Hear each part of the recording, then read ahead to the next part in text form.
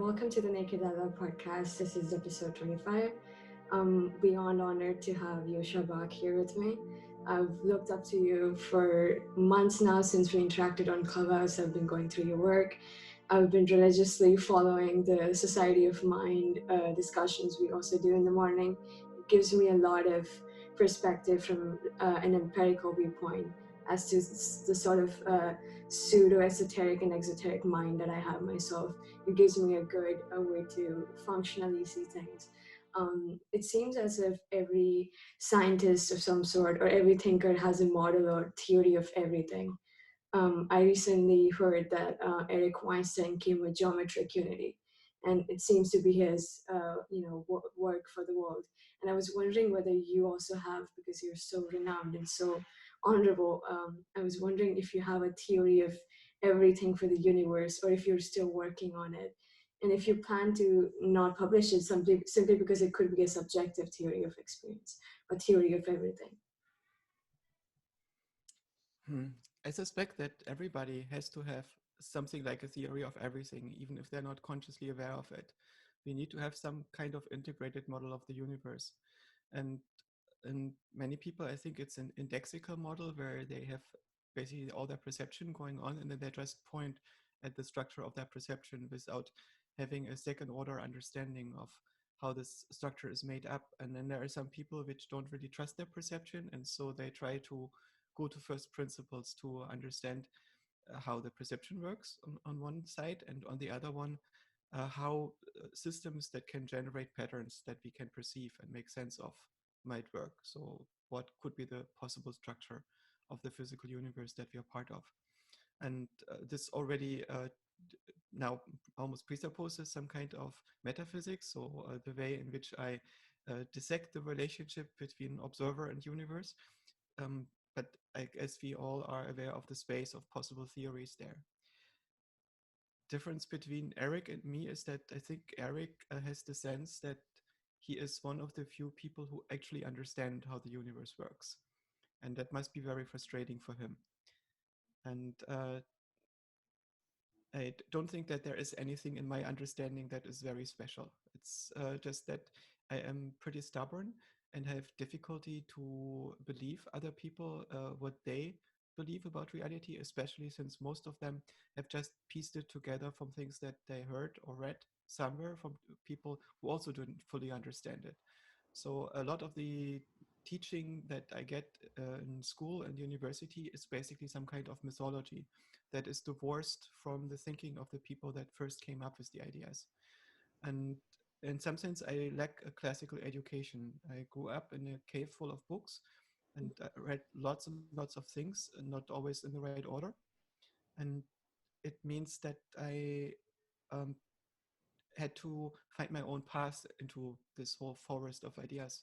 And when we try to understand an idea, it's crucial that we also understand how this idea was born. So, not just what is the gist of a conclusion that somebody drew in the course of their thinking or learning or experimentation, but what gave them the idea that this might be the right question to pursue in the first time, in the first place, right? Not just how do you build a radio, but what gives you the idea that you should put this arrangement of parts into motion to see whether it works as a radio.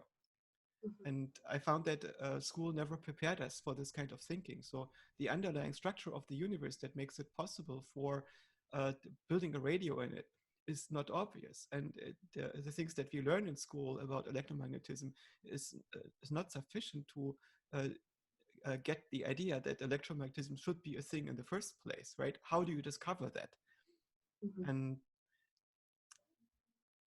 so I try to get back and recover these ideas. When I figure something out, it's usually I notice that I'm late to the party, and the parties get uh, smaller and smaller in some sense. So this is the way in which I can measure my own progress, but it's not that I figure out things that other people haven't figured out.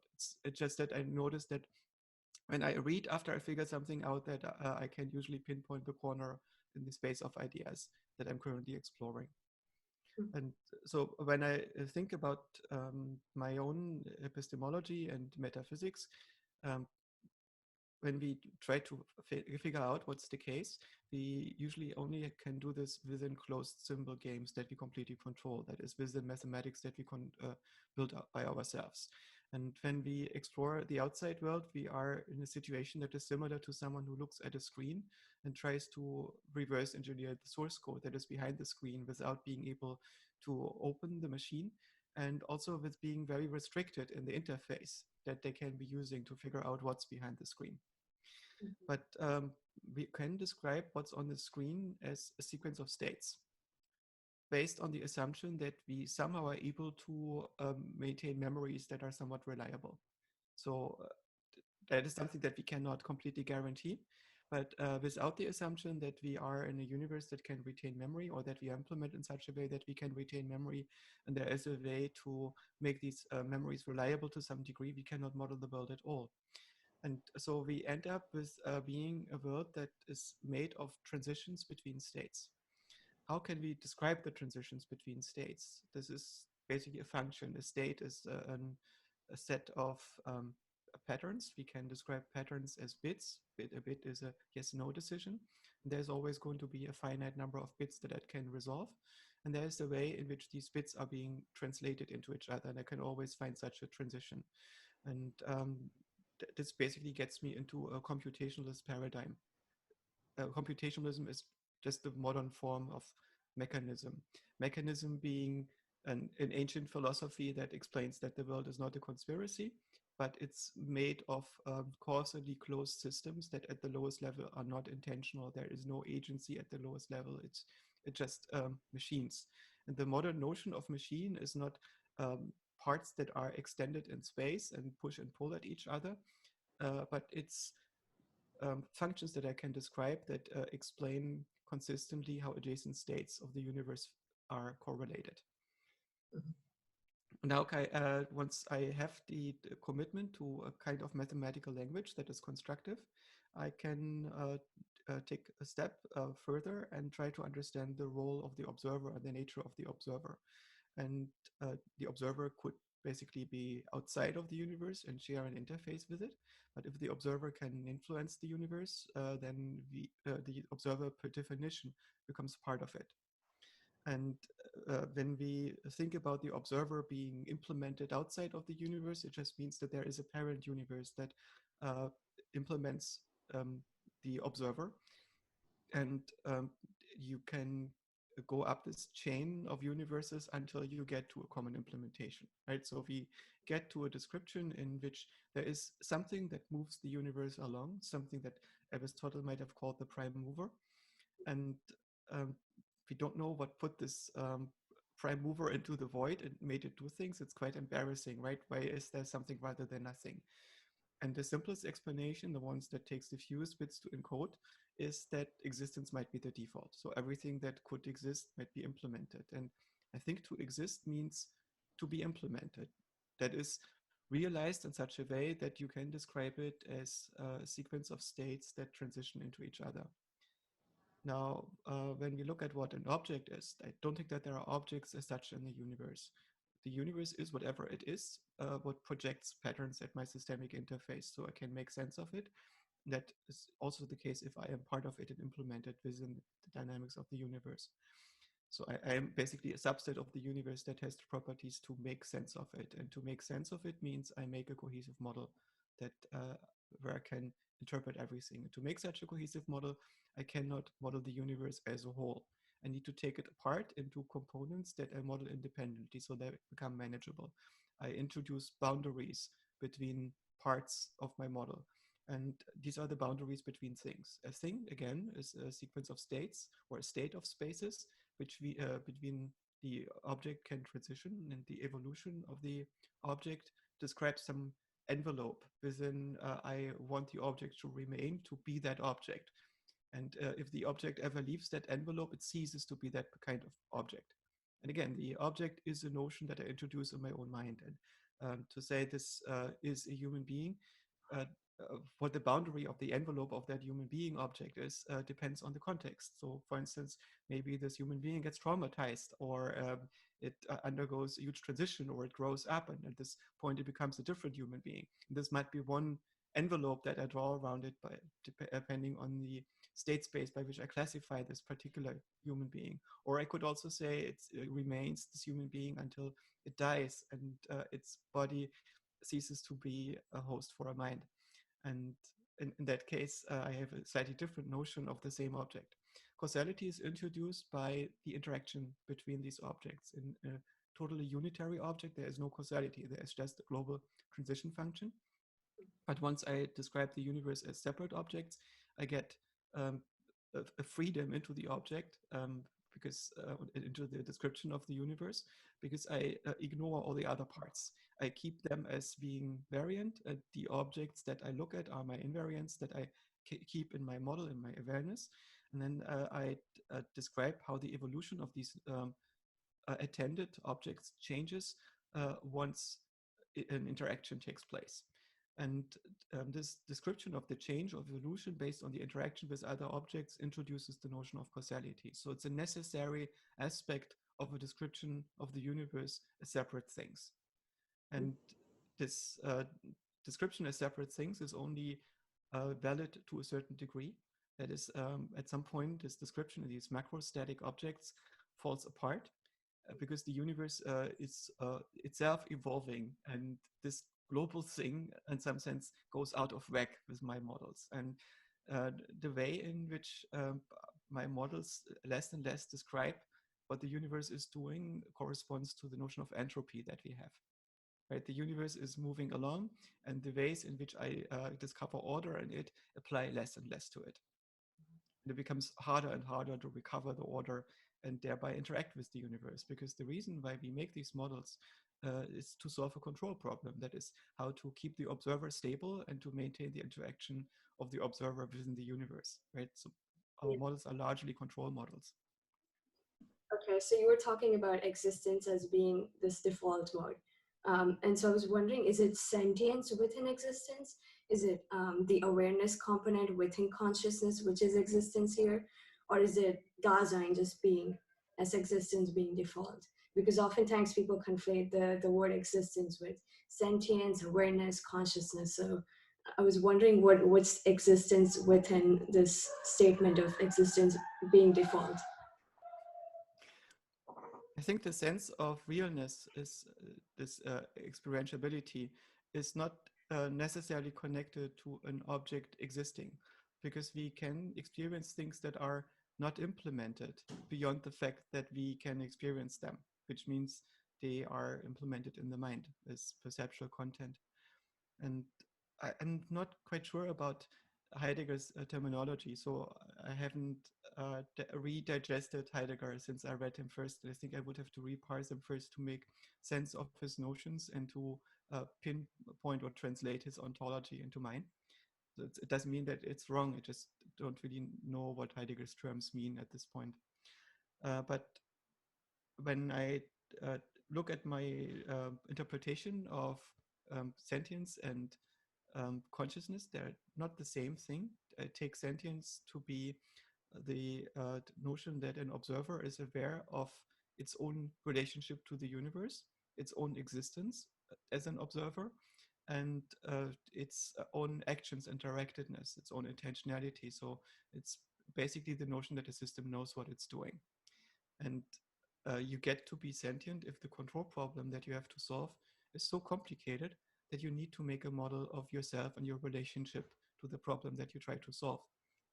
Because this influences the way in which you can solve the problem, which you can perceive what the problem is in the first place, the things that will satisfy you about having solved the problem in a particular way, right? All these aspects require you to reverse engineer yourself.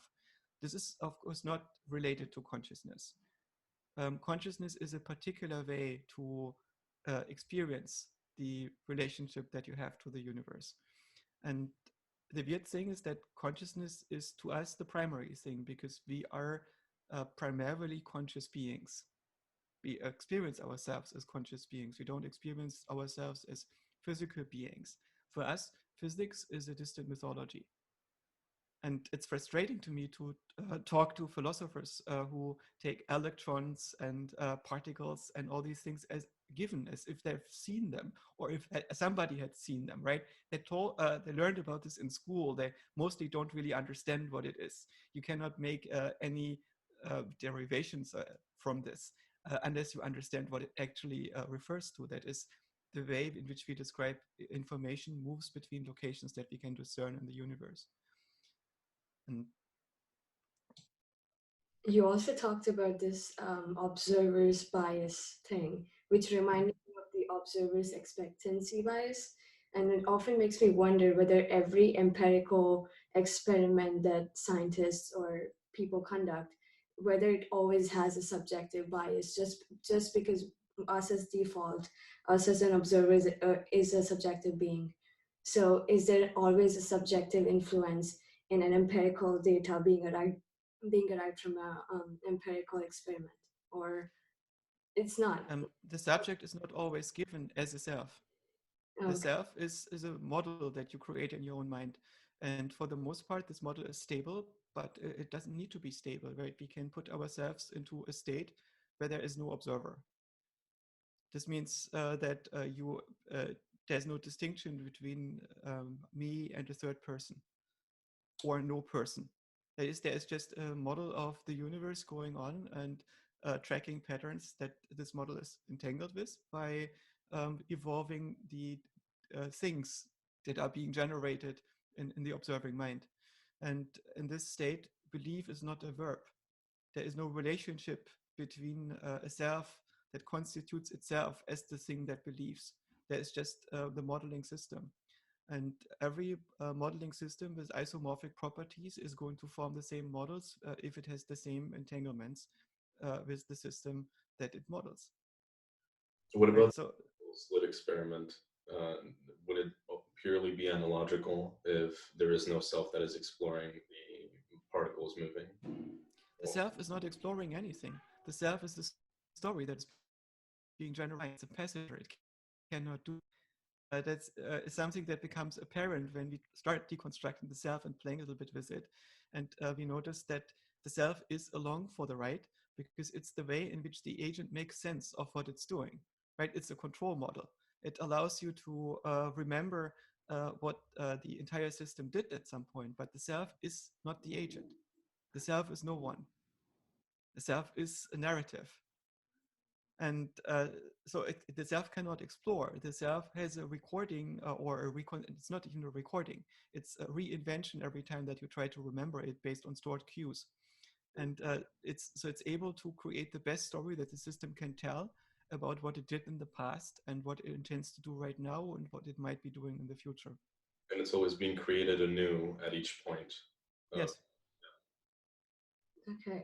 Also, I was wondering because sometimes I've read that certain arithmeticians and scientists and philosophers would often regard geometry as this objective language of the universe upon which everything functions. And during hypnagogic experiences, oftentimes I get geometrical hallucinations. So I went on internet and I looked at different subjective accounts to see whether everyone was having somewhat the same pattern-based hallucinations. And a lot of people said that they see the exact same lattice patterns, only the Tetris effects, which are supposed to be images from your short-term memory and your long-term memory, seem to be personal to you, so they're subjective in a sense. But these like geometrical hallucinations and quote-unquote animal imagery that people sometimes see within their hypnagogic experiences seem to be similar across every subjective mind. And so I was wondering whether if we were to like objectively or somehow empirically see this, whether it makes sense that even when we reach an altered state of consciousness, from a normal state of consciousness, we still perceive geometry as this sacred language. So I was wondering whether you think this, whether geometry or let's say even arithmetics is some sort of a universal language of understanding, of symbolism, of everything.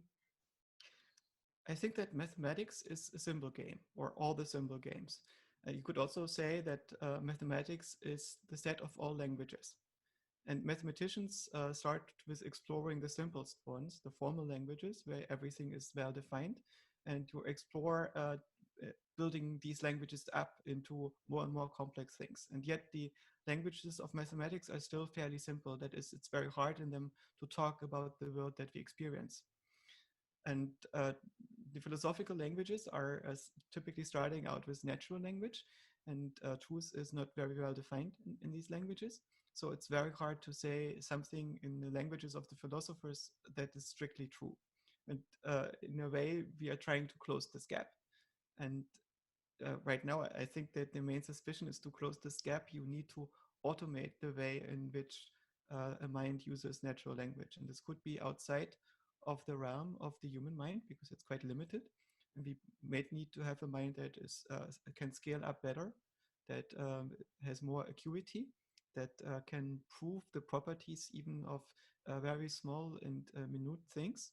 And this could be an AI, right? So in some sense, AI is uh, besides the big important engineering and advancing statistics discipline, it's also a philosophical project. And this philosophical project is about understanding its own nature by explaining it in a constructive language. But it's also the project of unifying philosophy and mathematics by providing the missing link, an automatic mind with well-defined properties.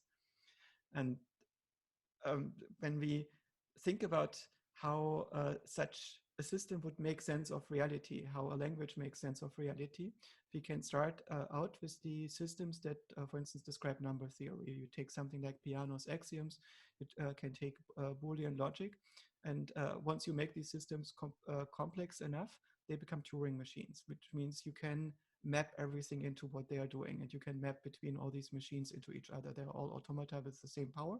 You might end up with different representational formalisms, but they turn out to be equivalent at some level. That is, there exists some mapping that you can compute between the different structures that you use for representing a model and the functions that you use for advancing these different representational states along.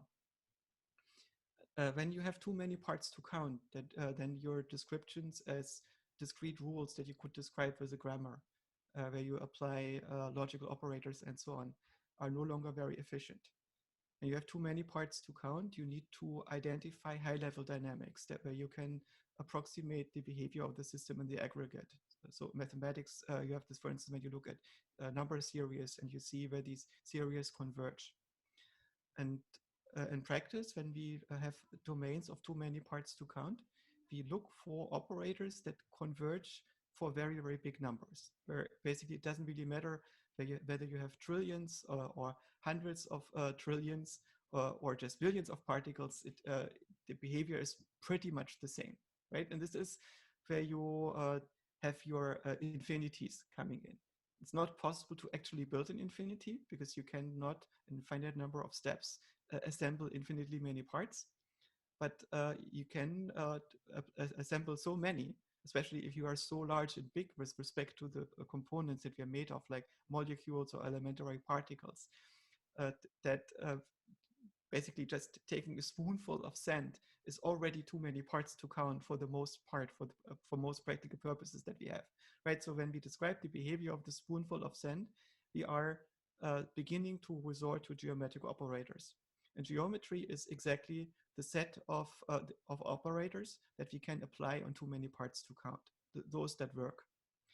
And the simple geometry takes place on a line, right? So this is equivalent to a number line that is continuous. Instead of discrete number line of integers, we just try to fill in all the gaps. And then we invent operators by which we can shift things around on this line. And if we want to turn this line into a plane, we need to fold it into some kind of lattice, right? And we can also fold it in a lattice that in the limit is filling in all the gaps.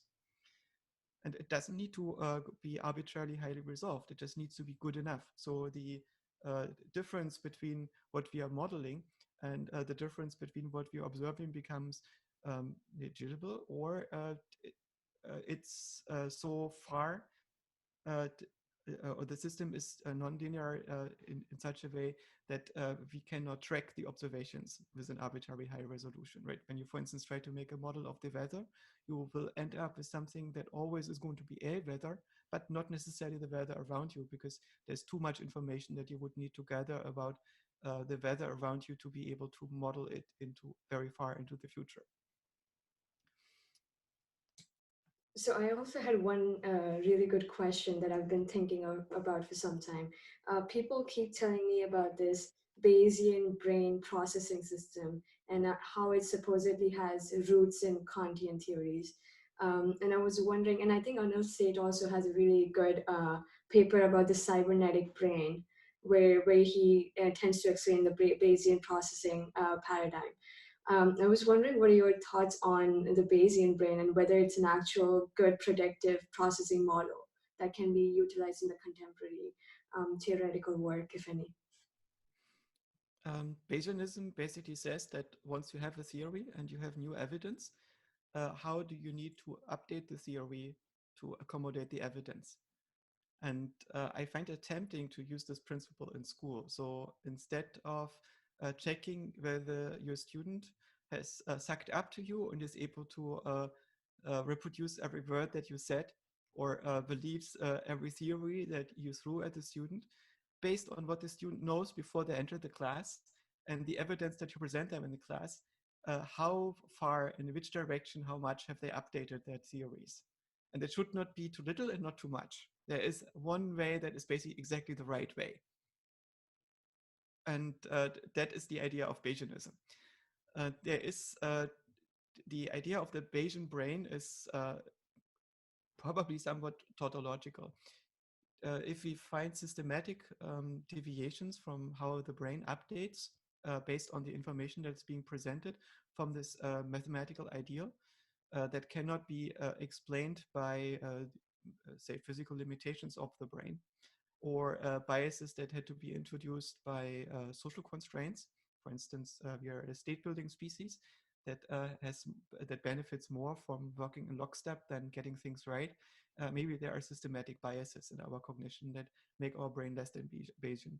But outside of this, I think evolution should converge on something that is updating in the optimal way, and Bayesianism is, in some sense, a mathematically derived limit in which way a system should update its models when presented with new evidence. I'm not sure to which degree Kant has actually influenced the thinking of modern cognitive scientists. I do think that Kant was a cognitive scientist, but his writing is abysmal. If you read him in German, uh, basically you notice that he's writing like a bad coder. It's spaghetti code. There are very few useful comments in his code. He just pushed all the insights that were necessary for him into this language and adds it into longer and longer sentences. And very few people were able to actually parse this in the right way. And this turned Kant into the Nostradamus of cognitive science. That is, he makes all these enormous prophecies, and these prophecies are correct, but only in hindsight. So once you have some understanding of a domain, you can go back to Kant and pinpoint where he figured it out, or most of it out.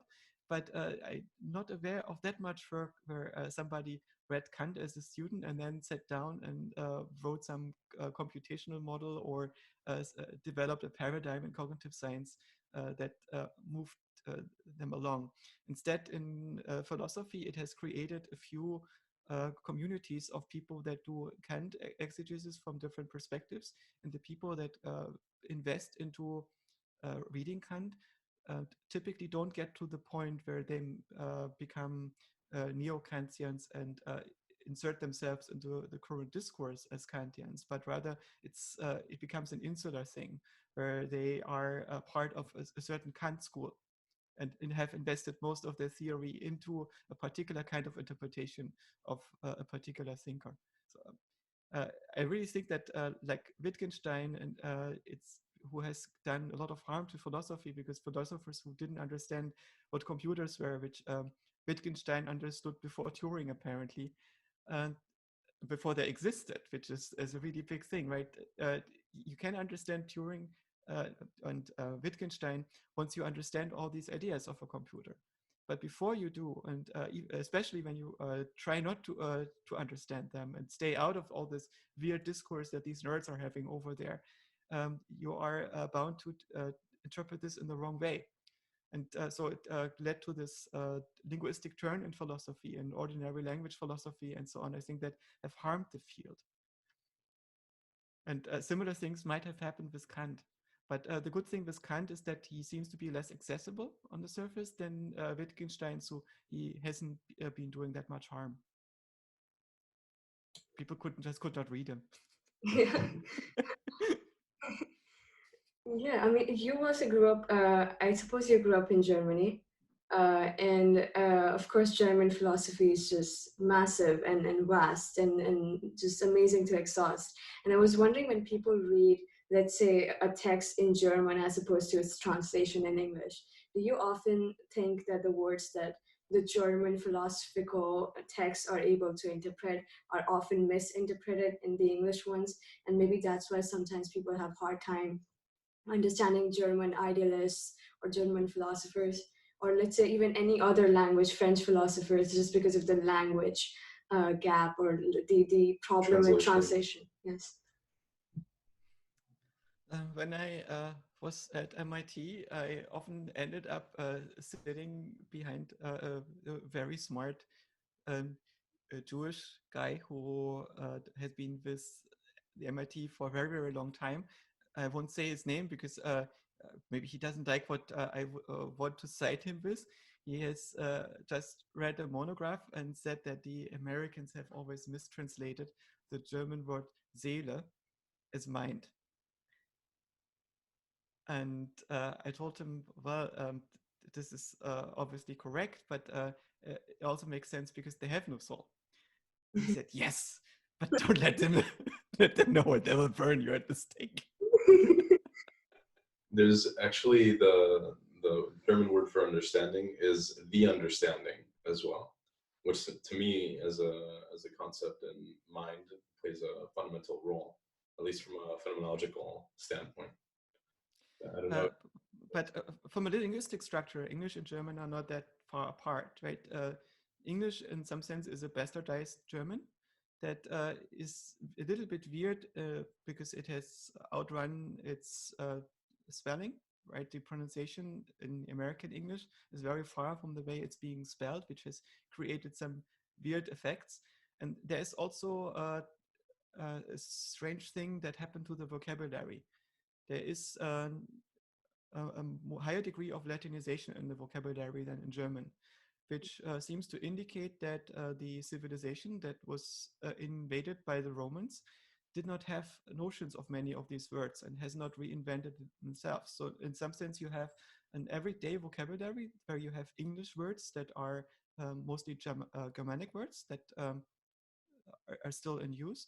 And then everything that has to do with slightly more complicated things like legal aspects, mental things, words like consciousness, sentience, and so on.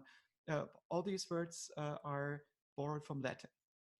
That is a weird thing. But apart from that, in terms of the grammatical structure of the language, in terms of the metaphors that are being used, it's not that hard to translate between English and German, I think. So it's more a cultural difference sometimes that comes into play when understanding things, the way things are being approached, the pioneering spirit of American English and American thinking, this willingness to understand everything from a fresh perspective and throw away everything that might have existed in a certain space and try to see if you can reconstruct it. And there's also, of course, the issue that Germany has lost its mind at some point. I think that with the November Revolution, the funding of the universities in Germany had changed. That is, it was no longer the kings who had oversight over the universities and weeded out the way in which thinking was being funded and selected interesting minds, but it was turned into a rule-based system. It was now decided by committees what would be researched. And so in some sense, Germany became somewhat brain dead. And things that happened until the 30s was almost like it had this chicken running along based on the momentum that it already had, but more or less lost over time. And then this big disaster of fascism happened in Germany. And fascism was not interested in the cultures that existed before it. It saw them as things that were just a distraction or an aberration or something that was even alien to the thing that I wanted to build. So there was an idea to build a new way of thinking for everything that should be efficient and optimal, and everything else that existed before that had to be sterilized and burned down. And this led to the exile or the eradication of many of the most important thinkers in Germany who happened to be Jewish. And also for the existing German thinkers, there was only a monoculture permitted that was compatible with the relatively vulgar philosophy of fascism.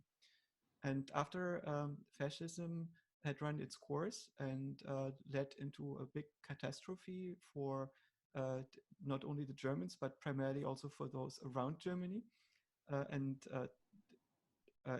came to its big crash. Germany was divided, and the western half, as we all know, was basically rebuilt by the Allies, and Germany was indoctrinated with a very thorough humanism. And the most edgy thing in terms of philosophy that came out of this humanism was Habermas. It's not that interesting. And Eastern Germany was even worse off because they became dialectic materialists, which was a vulgar Marxist philosophy, which meant that every idea had to be evaluated with respect to how well the author recognized the rule of the working class and the historical determinism that had to pervade everything. It's not too dissimilar to some things that currently happen in the US with a different ideological meaning. And it's a very depressing thing when this happens to academia and academic thinking is not able to preserve corners of thoughts where you can think clearly. And so all this deeper hermeneutical traditions in some sense got lost in Germany and became vulgarized. And there were some corners of analytic thought that were left that basically only on the surface pretended to be compatible with ideology, and below that were more mathematical. But it was a relatively small community. And so I think that since fascism, there was not that much coming out of Germany in terms of philosophy. Was a little bit of a cybernetic movement that was interesting in the 1970s, and that coincided largely with the cybernetic movements in the Soviet Union and in the US. But also cybernetics burned out. And since this thing happened, most of the German philosophers were actually, I think, American philosophers. Most of the German thinkers, so to speak. German-American. Yeah, but they were not necessarily genetically or culturally German. It was just the intellectual traditions that existed in Germany, I think, were more or less pursued in the US because they still maintained a space, this liberal space of thought in which these theories could be developed and exchanged. Mm-hmm. So what would you say were some of your favorite German philosophers, let's say, growing up? When I grew up, I think it was Kant. I really enjoyed Kant, and later I also like Spinoza. I don't think that he qualifies as a German philosopher. I think that Leibniz is great, but he's so full of himself. It made him quite inaccessible to me when he was younger. I liked the maverick like La Mettrie better. And it's La Mettrie's thinking is not that deep in a way, but it's correct. And he was willing to go against the authorities. And this is something that I like about him. And people still see him as the fool today, even though his thinking has prevailed. Yeah, oftentimes when people... Hannah Arendt is great. Okay. Yeah, and I was going to say that oftentimes, going back to the Bayesian brain question, people often talk about this category theory where the graph has nodes as object and somehow it deals with object relations.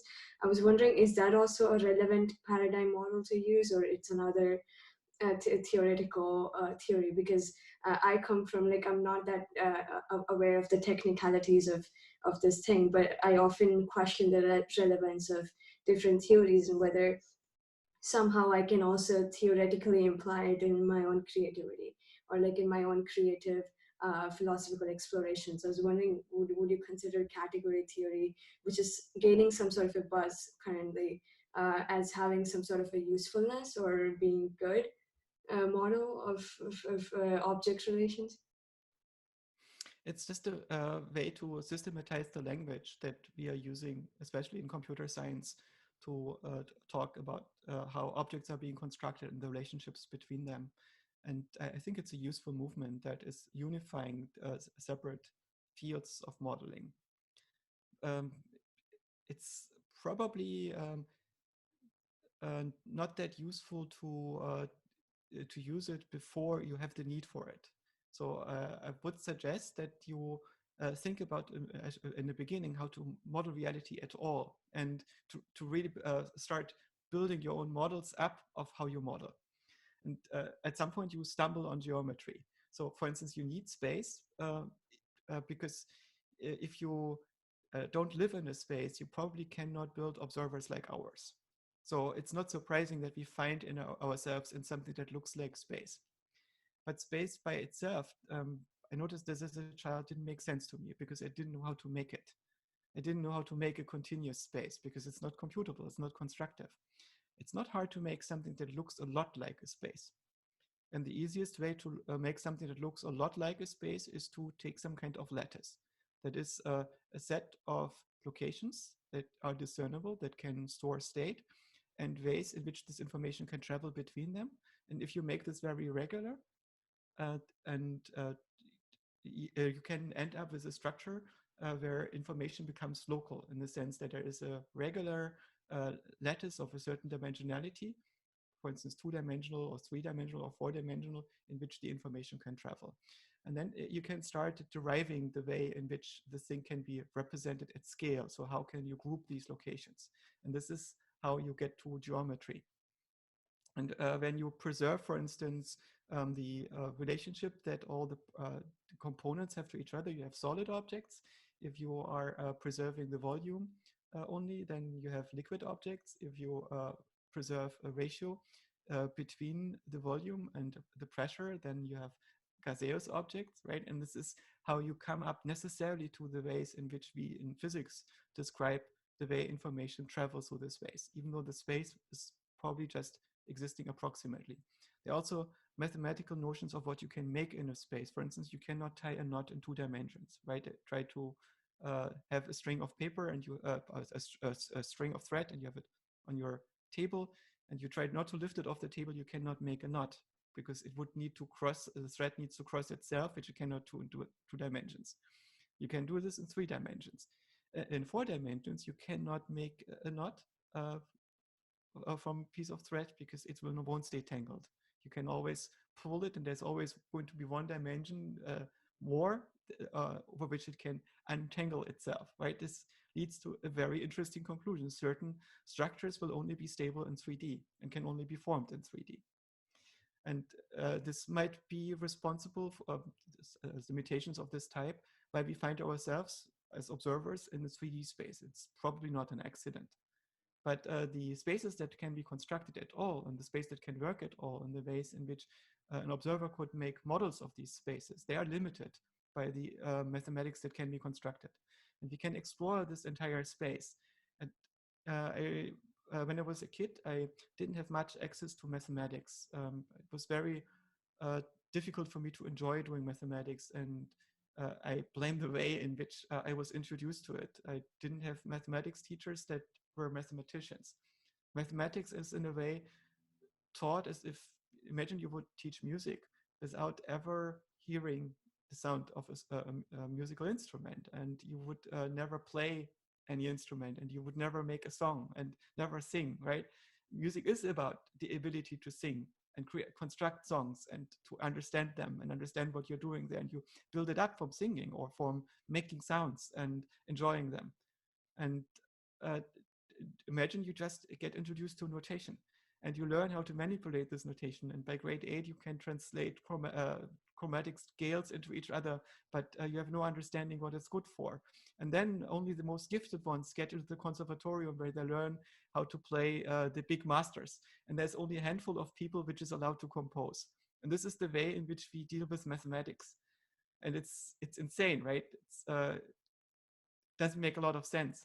And also it's mostly taught by rote learning, which doesn't work for me because I get bored too easily. I need to make something. I need to understand the structure. And so it was very easy for me to learn how to code. I'm completely self-taught in this regard. And I started in a time where computers became just accessible in the early 80s. So I didn't have programs to work with. And so I wrote my own programs for first 2D graphics and then 3D graphics. And I needed to figure out how to represent objects in space inside of the computer. It was all relatively straightforward and easy to build up. And I always had such big respect for the mathematicians that would have extremely complicated theories to represent space in the right way. And then I looked at the stuff and I realized, oh no, the people that did computer graphics just reinvented a lot of the mathematics without Greek letters because they were not part of the ASCII code with which we typed the stuff in. Right, so it's there is only so many ways in which you can make sense of space, in which you can describe surfaces in low-dimensional spaces and interact with them. And it turns out that our brain probably has discovered similar mathematics at some level. So our brain is best understood as some kind of game engine that is tuning itself to track the patterns on your retina to construct a three-dimensional space with a limited resolution. And vision is a sense that combines stuff in a low-dimensional space moving around, right? Efficiently computable geometry with textures, where the texture is not really spatially resolved. The texture just is a type of surface that is abundant in a certain region in that space. And then you have colors, which are stationary dimensions. And this is combined, it's dynamic, and this is what we call vision. And this is what 80% of our brain is doing. And so when you describe the geometric patterns that you see in certain mental states, this is just the result of that game engine being decoupled from your sensory input and then running free and being modulated along with your parameters. And some of these parameters are quite distinct. So for instance, there are the Shipipo patterns that are characteristic for the art of a certain Amazonian tribe, the Shipipo. They put this onto ceramics and weave it into carpets, tapestries. And this tribe is also using ayahuasca. And the ayahuasca users all know this pattern because it's a very characteristic thing that happens to their visual cortex when they take ayahuasca and with closed eyes have visualization. These visualizations tend to be overlaid with the same patterns, which means that when you mess up your serotonergic sensors and receptors in a very particular way, using a combination of DMT and harmaline that is only be found in ayahuasca, then you get these very specific interference effects in your visual cortex. And they only happen with ayahuasca in this particular way, apparently. And it would be very interesting to make computer simulations. And I suspect if we can really recreate these patterns, we learn something about the architecture of the visual cortex. True. I think there was one Apple co-founder, if I'm not mistaken, who became a Zen Buddhist and then founded this therapy called ILST, which is intentional light self-therapy, which tries to use like this mechanical lamp sort of object to project some sort of a blue light, which has its own properties onto colors of lights. Yes, yeah. And it's supposed to activate your pineal gland and try to induce some of the same DMT-like visuals without taking DMT. Now, I don't know exactly how precise it might be in inducing those visual hallucinations, but I think we can definitely come up with new computational models which can replicate, if anything, those same experiences with using technology as opposed to, let's say, using medicines, which, if used in excess, could be harmful. Do you think if we like make some sort of a technology, let's say, which can give you the same phenomenological experience and the same sort of visuals, would you think that would also have some sort of a depreciating effect on physiology and mentality, or or have some sort of quote unquote addictive properties as these compounds, chemical structures would have? I think this technology already exists. It struck me when I went to uh, science of consciousness conferences and related events. There is this community of people which used pulsed light and sounds like binaural sounds and so on to induce trance states. It's basically flashing patterns. You lay down, you have these glasses on that insulate you from ambient light, and then they produce light with certain frequencies and arrangements. And your visual cortex is supposed to get entrained with it until you have certain experiences. And then I thought, oh my God, what if we use structured light? Light that is not just pulsing in a certain frequency, but this is using much more detailed structure and entrains itself with the patterns of your visual cortex, and then goes into the rest of your brain and induces a trance state in which you experience an alternate reality. And this technology exists. It's called movies. And it's also addictive, right? There's an entire industry that is focused on producing 1.5 hour trips that are completely optimized for the ride that people are going through. And same trip gets boring, so people need a new trip, like every month at least.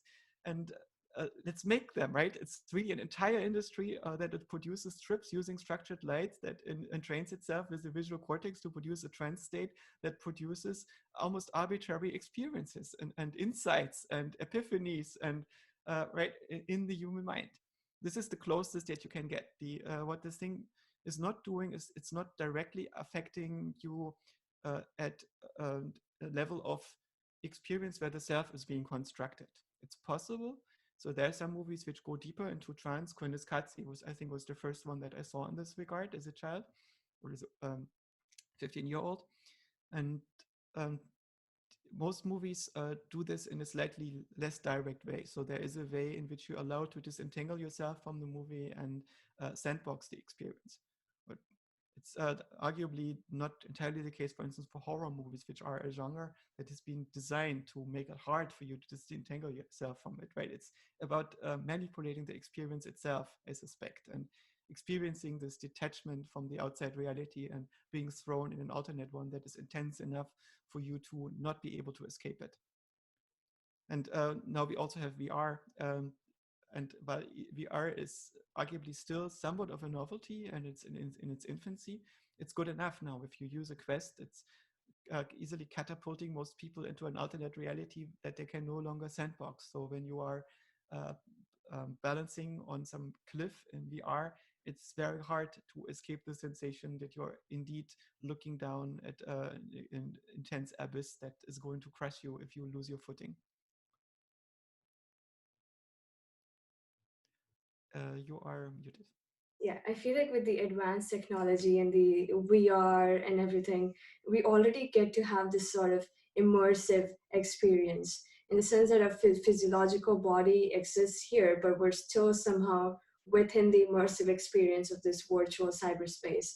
And it's been it's been advancing super fast. We see concerts and using high level virtual reality to make their audience more immersed into the experiences. And now when we look at, let's say, from an AI perspective or a Ray Kurzweil perspective of this, that we should probably not be doing this at some point. We as physiologically, we would be way more affected, and mentally we would just be existing within the cyberspace and within the compounds of the cyberspace. And I guess that's what Daniel Dennett also emphasizes on, that we should never give human consciousness to machine intelligence. Like, why not use AI robots and AI systems as just objects, which they are? Like, why feel the need to give these robotic cognitive architectures some sort of emotional element or some sort of sentience, if anything, to make them more than what our use apparently seems to just lie to that. And I was wondering whether you think that this whole concept of Bostrom's ASI or this transhumanism that comes out of Neuralink, supposedly, do you think that we're, in terms of AI, we're moving towards a hopeful future, or more of a dystopian tech infused future that Ray Kurzweil would often describe it as, that we're probably moving towards some sort of a tech infused dystopian civilization, which is often interpreted in science fiction films, so one can always, yeah. If you look at locusts, right, are a species of grasshopper, or a small set of species of grasshopper, that have two modes. One where there are relatively few of them and they're part of the normal ecosystem. And if they reach a certain density, something flips and they go into locust mode, in which they swarm and eat up all the fields around them. And they replicate very, very quickly, and they grow more and more and faster. And I suspect when you are a locust, you are in a manic state, and you are extremely optimistic with respect to the future of locusts. Soon, everything in the universe is going to be locusts, and you're going to go to other planets, and it's going to be awesome. And it's probably best almost right before it's over, because there's going to be exponential doubling. And of course, it doesn't end well, right? You are going to eat up the fields, and you are a blight. And I think that from the perspective of life on Earth, humanity is a blight. We are not killing life on Earth. It's almost impossible to sterilize a planet once it's been thoroughly infected with life. But we are reducing the complexity of life on the planet. And we do depend on complexity of life on the planet to survive. The hominids are not very long-lived species. All our cousin species are basically extinct. We are the only large hominid who is left in numbers. And we haven't been around for all that long. 20 million years ago, our ancestors were basically squirrels. And we might not be around for many millions of years. We might be around in the present form, maybe just for a few thousands years, and if we're not very lucky, for just a few decades. And so I don't know. I think this idea of transhumanism, I like it. It's sweet. It's endearing. It's adorable. And it would be nice if it was true. I like this idea that we can go to space, but I don't think it would be very efficient to set monkeys into space. Can you really imagine that there is a Starship Enterprise that is in 1,000 years from now debating whom to marry and whom to have affairs with, rather, and how to organize diversity in the workplace and how much sugar to put into your drink? Right?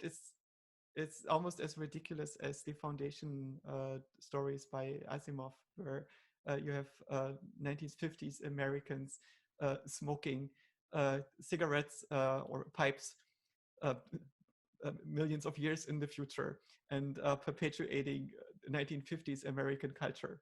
It's not very realistic. I think that far future AI is going to be nothing like human aesthetics, or far future intelligences. It's going to be very different from us, and we will probably not relate to these aesthetics. And human aesthetics are a particular kind of ecological niche. And it's a niche that we are outgrowing. And if we are destroying the ecology in which we can exist in a meaningful way as human aesthetics, then the question remains, what are humans for? Why would we need to be bipedal apes? And why should we identify with being bipedal apes?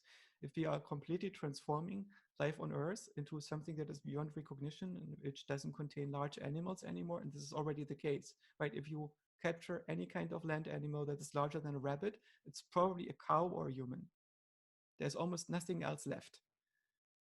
And also plants are entering some kind of monoculture, large land plants and so on. So there is going to be a shift in the ecosystems, and it's not clear if we fit in after this shift has been finished, and could be that we have only so many years left of a technological civilization. But on the other hand, it is so beautiful to be part of that, to be part of this giant explosion of intelligence and consumption of necentropy. Right? It's such an amazing party, such an amazing fireworks. There was never a point where a species was so comfortable and where it was so sentient and could do so many things. And one of the things that we can do is we can teach the rocks how to think, possibly better than us. We can make them conscious, more conscious than us. and we can talk to them. Isn't that amazing? Shouldn't be, is it be something that we try before we are done?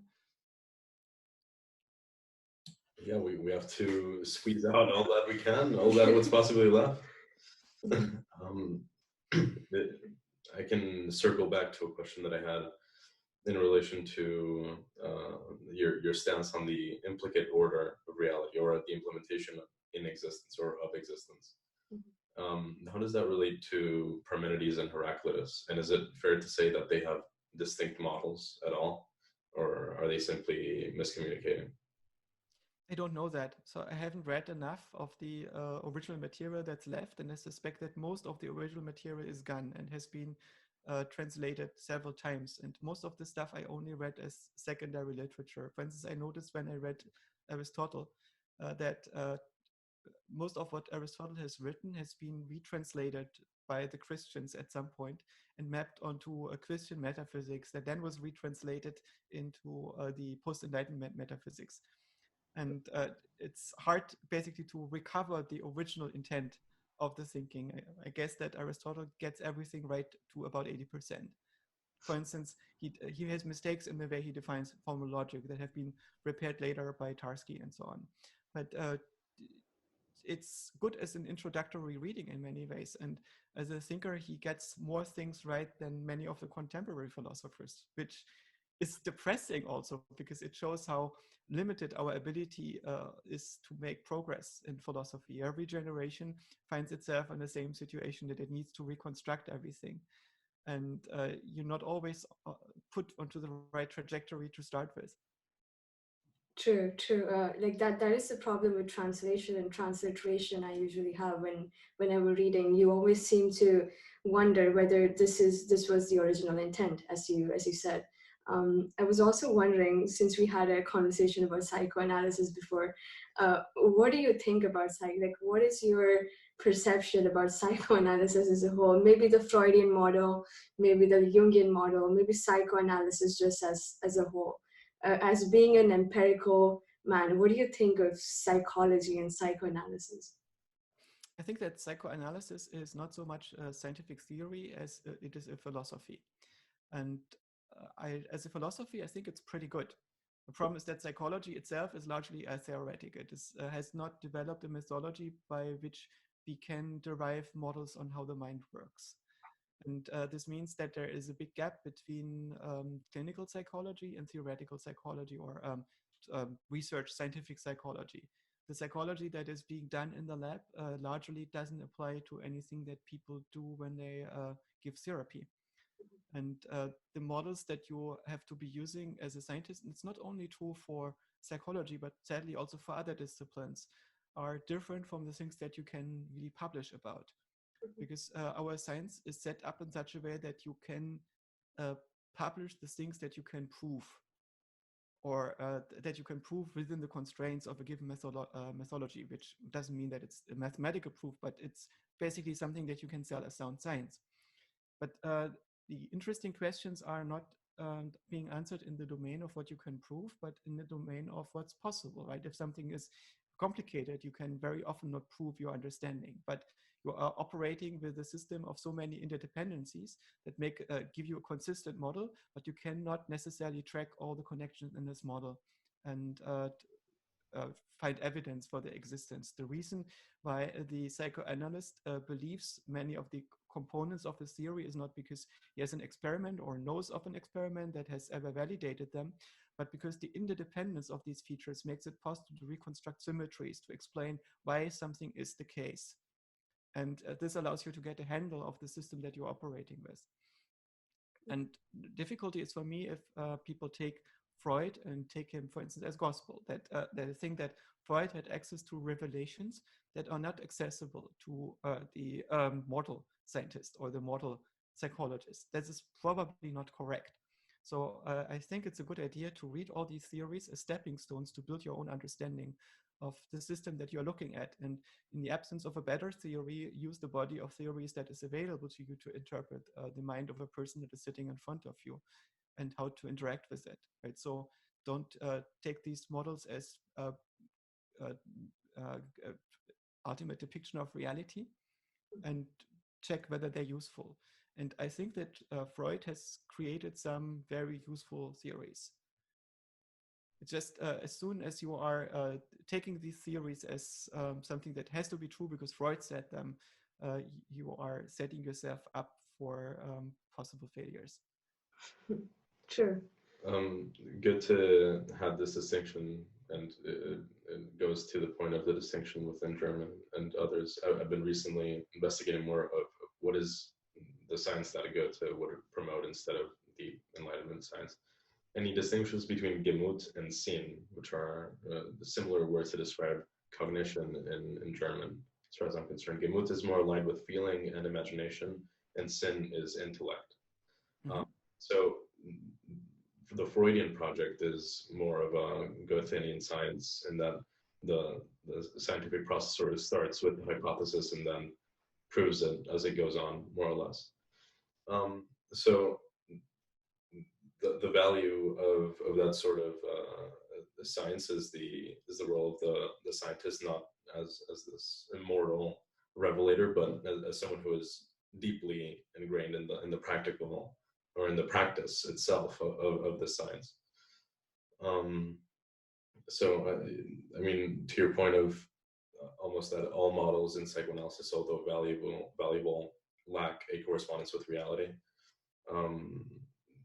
Might be correct, but you know, we start in psychoanalysis. I at least lately have been coming from more of a Lacanian background. We start with the assumption that the unconscious exists. It's sort of not as an ontological thing, but it's an ethic. The ethic of the scientist is to begin with the assumption that there is this known unknown. And in the case of psychoanalysis, you know, the only rule really within the axiomatic or the science to follow is to believe in the unconscious. So I don't know to what extent that's a model or just a way of practicing science and a way of reaching those conclusions that we haven't reached otherwise. So I would start out with deconstructing the notion of belief here. What does it mean to believe something?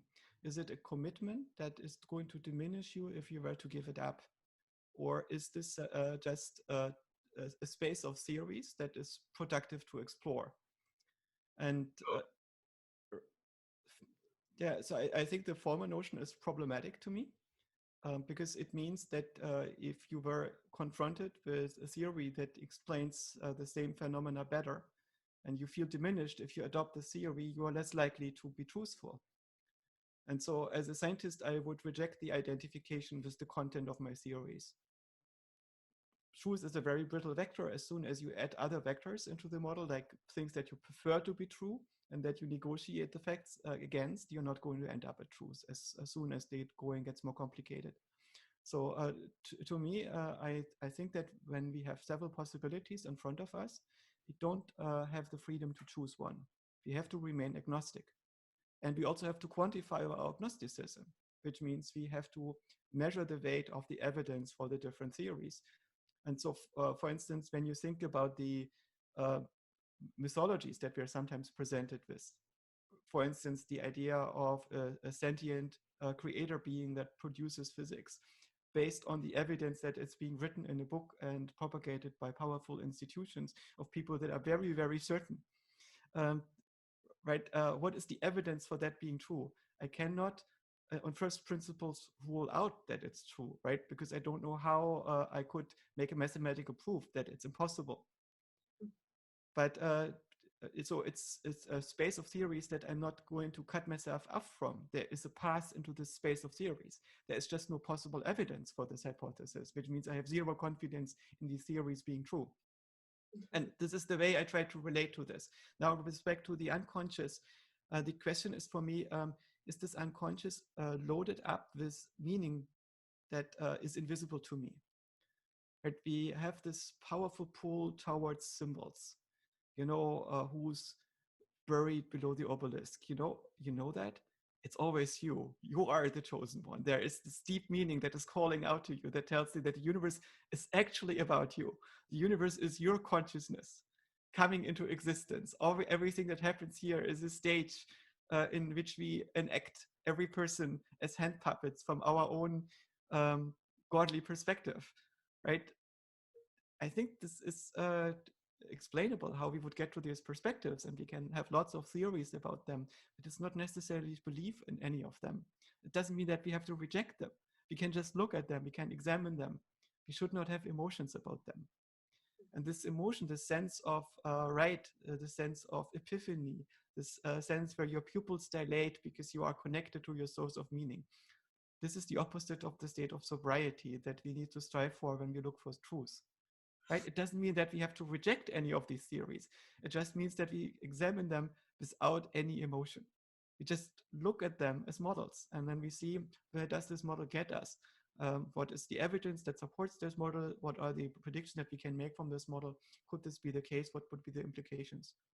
So for me, the unconscious is a very boring notion in a way. There are stuff that I consciously attend to, and the things that I don't attend to, I'm not conscious of them. And the theory that when I'm not conscious of them, they don't exist in my mind is apparently counterfactual, because apparently my mind does lots of things while I'm not looking.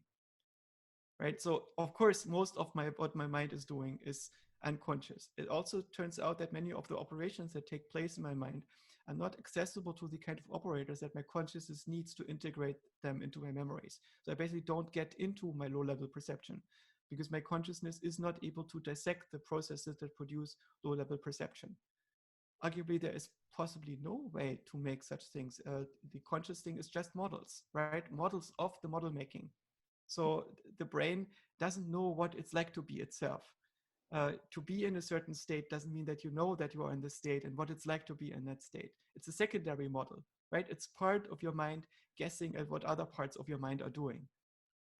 And everything that's outside of this domain is necessarily not going to be subject to the sphere of what's conscious. And so, yes, of course, everything, almost everything is unconscious. And the things that are in your consciousness are constructs that explain the surface level for learning and later investigation. And most of what we access with our conscious mind is analytic, which means it's grammatical in a way. And all these distributed neural networks that compute most of our perception are inaccessible to these operations, right? We just don't get into it.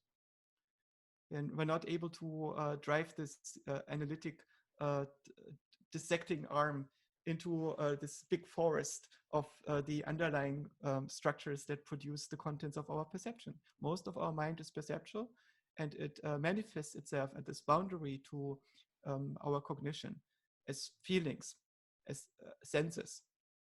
And this doesn't mean that we can decompose them.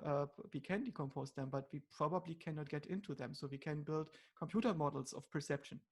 And we understand increasingly why these computer models are not suitable for using grammars on them, because grammars are not efficient to compute them, right? You need other structures to do this, more basic arithmetic, linear algebra, for instance.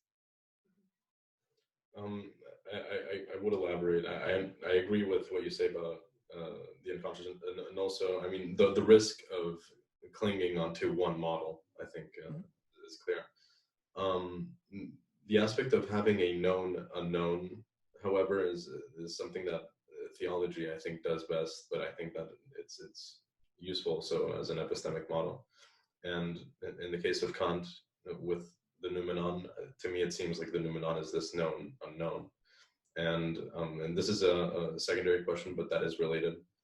Can we assume that from this unknown, which is infinitely foreign, infinitely alienated, is there still some degree of information exchange between it, in the sense of, can this fundamental bedrock of reality have some communicational degree to us, or within just the functioning of metaphysics in itself? And the question is more if information is the substrate of the universe, and whether it exists in this noumenal world. I'm not sure if it makes sense to say that information is the subset of the universe. I think it's the basic component of our metaphysics. Information is discernible difference. And the meaning of information is its relationship to change in other information. And you cannot have anything more than information about a thing, right? So every concept, like electrons, are a way to talk about information. Space is a way to talk about information. And all the objects that you're aware of are ways to talk about changes in information. That's so in this sense, it's meaningless to say that the universe is information, but because we don't know what the universe is, we cannot have information about what it is. What we can make is models that explain how this information processing works. And we can have theories that operate at the lowest level of the manipulation of information. So we know what information processing systems that produce change in information, are in principle capable of. And we can deduce that from first principles.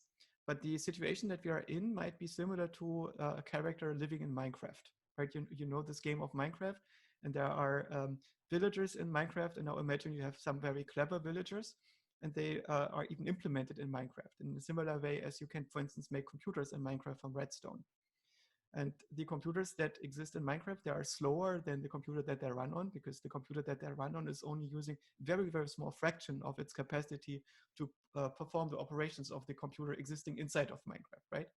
But it's still supervening on all on the same CPU. The entire giant world of Minecraft is all running on some kind of computer in the parent universe. And the characters living in Minecraft can in principle never know what type of computer they're running on in the parent universe, because this is not a property of the Minecraft that they're living in.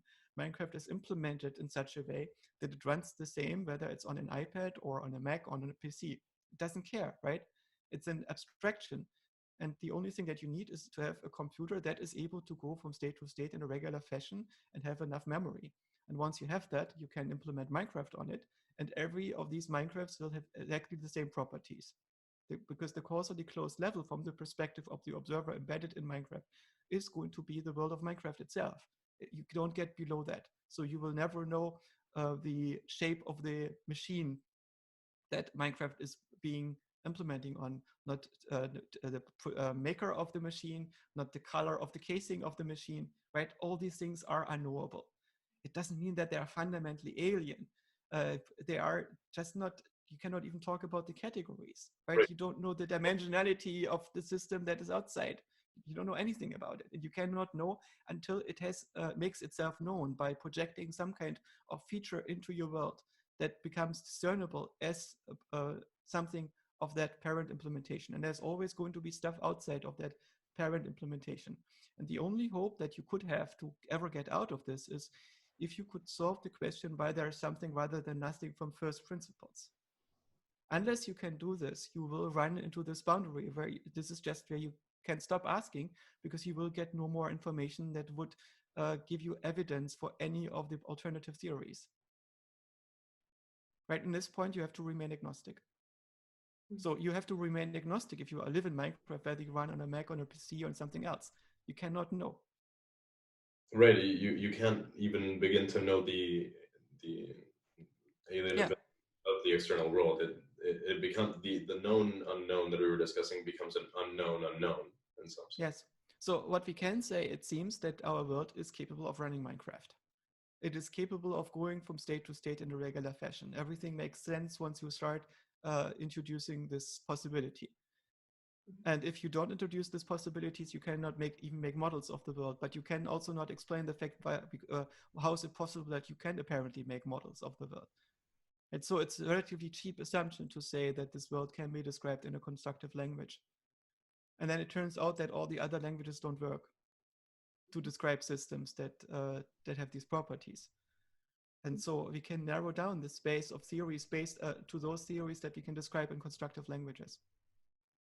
Is there any hope for poetic languages to become this central, as a final, humanist approach? This would be very Goethean and Heideggerian. Do we have a hope for our poetic usage of language to, in fact, circumvent all of these limits that usual languages allow us for?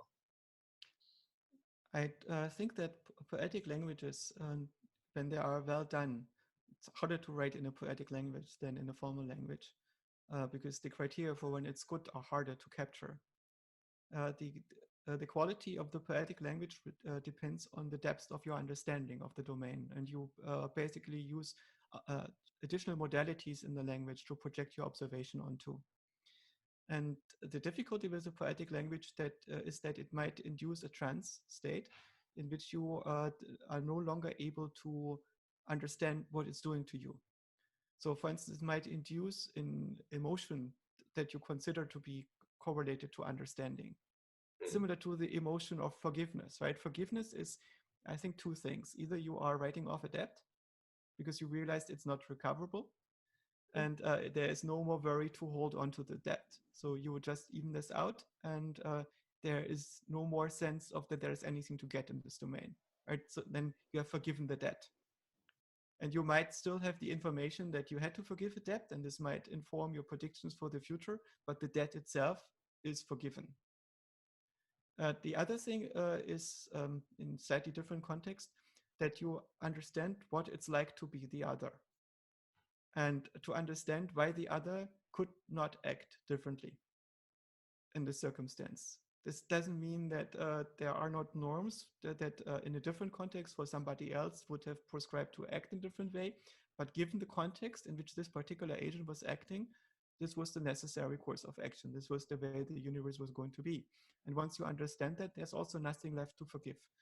And in both cases, what happens on the experiential level is that the part of your mind that assesses the debt intuitively is going to let go of that notion that there is something that needs to happen before the world is back in equilibrium, right? You create a sense of equilibrium, and the distance to this equilibrium, this injustice, is gone.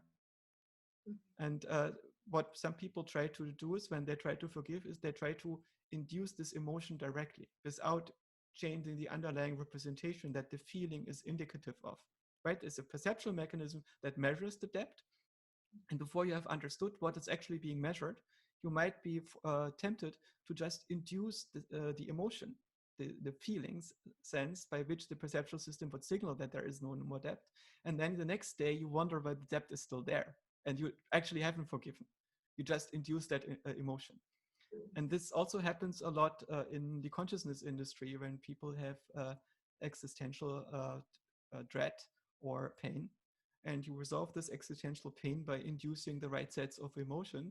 And it might last for a few days even, or perhaps even weeks, and then it's gone and it's reverted, and you need the next session. And it's quite productive for the one who is organizing these sessions, but it's not dealing with the underlying condition. And it's when you consume poetry, it's sometimes hard to understand whether the poetry that you are consuming is true or beautiful. And there is a big danger in poetry that is merely beautiful and not true. So beautiful poetry is inducing nice emotions, and true poetry is observing in a very elegant way.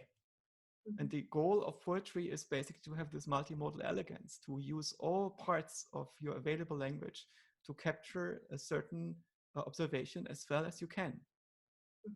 So I think that poetic languages make sense, but there are two modes in some sense of making sense of reality. And I recently dug out Zen and the Art of Motorcycle Maintenance as a metaphor. Robert Pirsig describes the difference between what he calls a classic and a romantic mind. And the classic mind is the one that he perceives himself to be, a person who understands the motorbike that he's riding on as an arrangement of parts that have to function in a particular way. And if that thing makes a particular noise, there's a very particular reason, and you can fix it. And then he has friends who are smart, well-educated and everything. And for them, the motorbike is a very amorphous thing that they ride on. And when this makes weird noises, you have to go on until the verses get even more weird, and then it has to go into the shop. But there is no way to understand what this, how this operates. And there is a collection of images that somebody can Google it easily, has collected of people drawing bicycles. And it's quite hilarious, right? The way that a lot of people are trying to reconstruct the shape of a bicycle. And it's largely not functional, right? How is it possible that minds represent the bicycle in this way? And is this actually the difference between romantic way of thinking and romantic language, of poetic languages and analytic languages? where the analytic language captures the structure and elegance and functionality of the bicycle, and the other one is just an arrangement of features that is sufficient to remember that you had this object, right? So I wonder if this poetic language is largely indexical rather than analytic. And this difference between indexicality and analysis means that the analysis has to reconstruct the functional properties of the thing that you're describing. So it's recovered. That if you were carrying this analytic observation into a different universe, you can build this object there. Versus the indexical thing requires the presence of this object in some context that is can be resolved by just pointing at it in the right way. So it's sufficiently disambiguated. And if you want to build a machine learning system in this way, you would have one that is smart and tries to make a simulation of the universe. And then in the simulation, it identifies what it needs to simulate to produce a certain object, a certain thing in the universe. And the other one is just arranging the features, like a neural network that is arranging blobs of patterns in the right way. And right way just means bind them together. And if you cannot discern the objects from others, you improve the discrimination by increasing the resolution of those features, right? So the poetic language goes into the textures, it goes into the colors, but it doesn't really look at the functional arrangement of the parts. It should, but it doesn't. Yeah, yes, so it's often a way out. And I find that many of these romantic thinkers are drawn to anti-analytic arguments. And this is a big red flag to me. If somebody thinks that Gödel's proof has somehow shown that mathematics is impotent at describing reality, and therefore a person who doesn't understand reality, doesn't understand mathematics is better equipped to describe reality, right? That is very suspicious. Yeah, no, it's used the incompleteness theorem by many New Age circles nowadays for that purpose. Yeah. Shklovsky, he was a Russian formalist. He said that the poet is more preoccupied with arranging images than creating them. So, I mean, that sends something to the necessity of joining the imagistic side and the symbolic side, or the indexical side.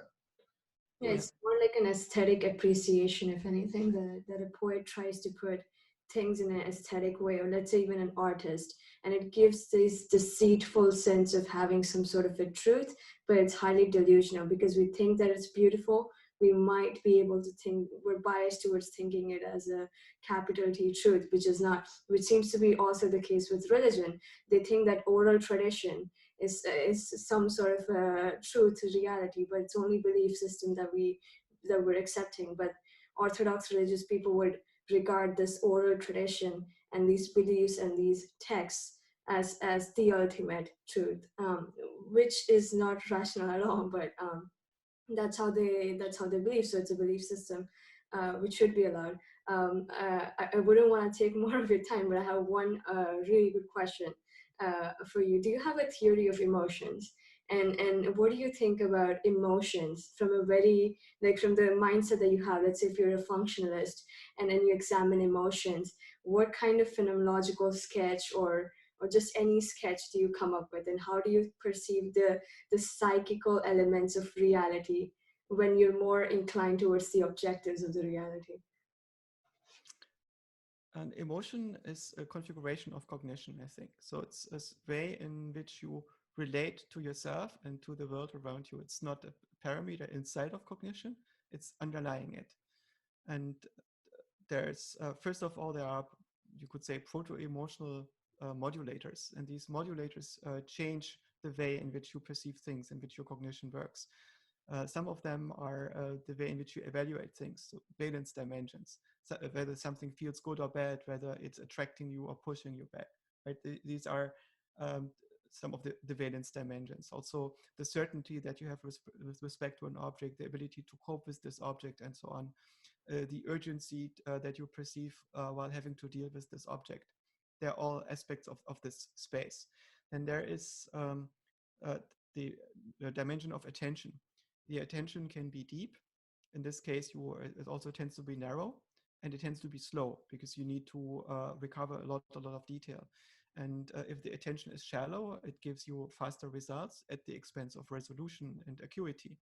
And the attention might be directed on perceptual content, or it might be directed on reflection and cognition. And so it's inward or outward, so to speak.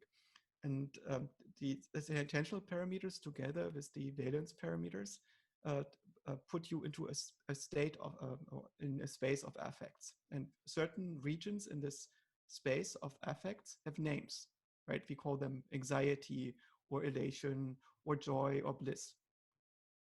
And they are somewhat culture variant because emotions are not natural categories, they're not natural kinds, they are perceptual gestalts that we extract from the space of affects that we are in.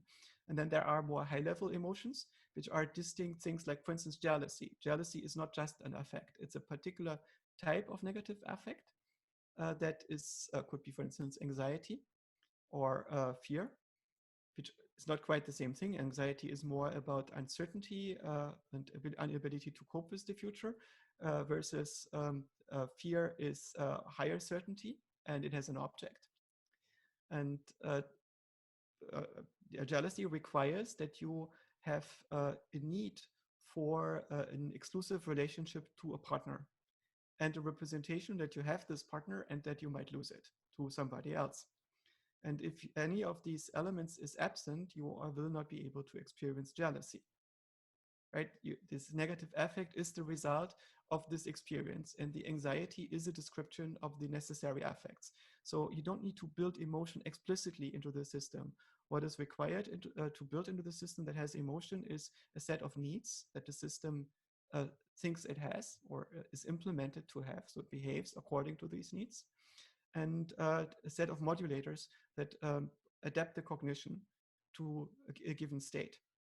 And this is all implemented before you are consciously aware of it. This analytic mind is a rather late innovation in terms of cognitive systems.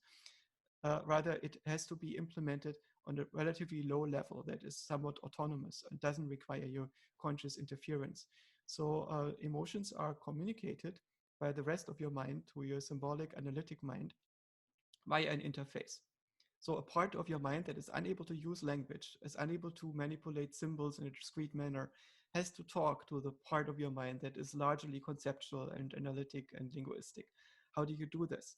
You need to make them accessible as features in a space, right? And so these valence features in a space where the valence is something like a color and a feeling of goodness or badness.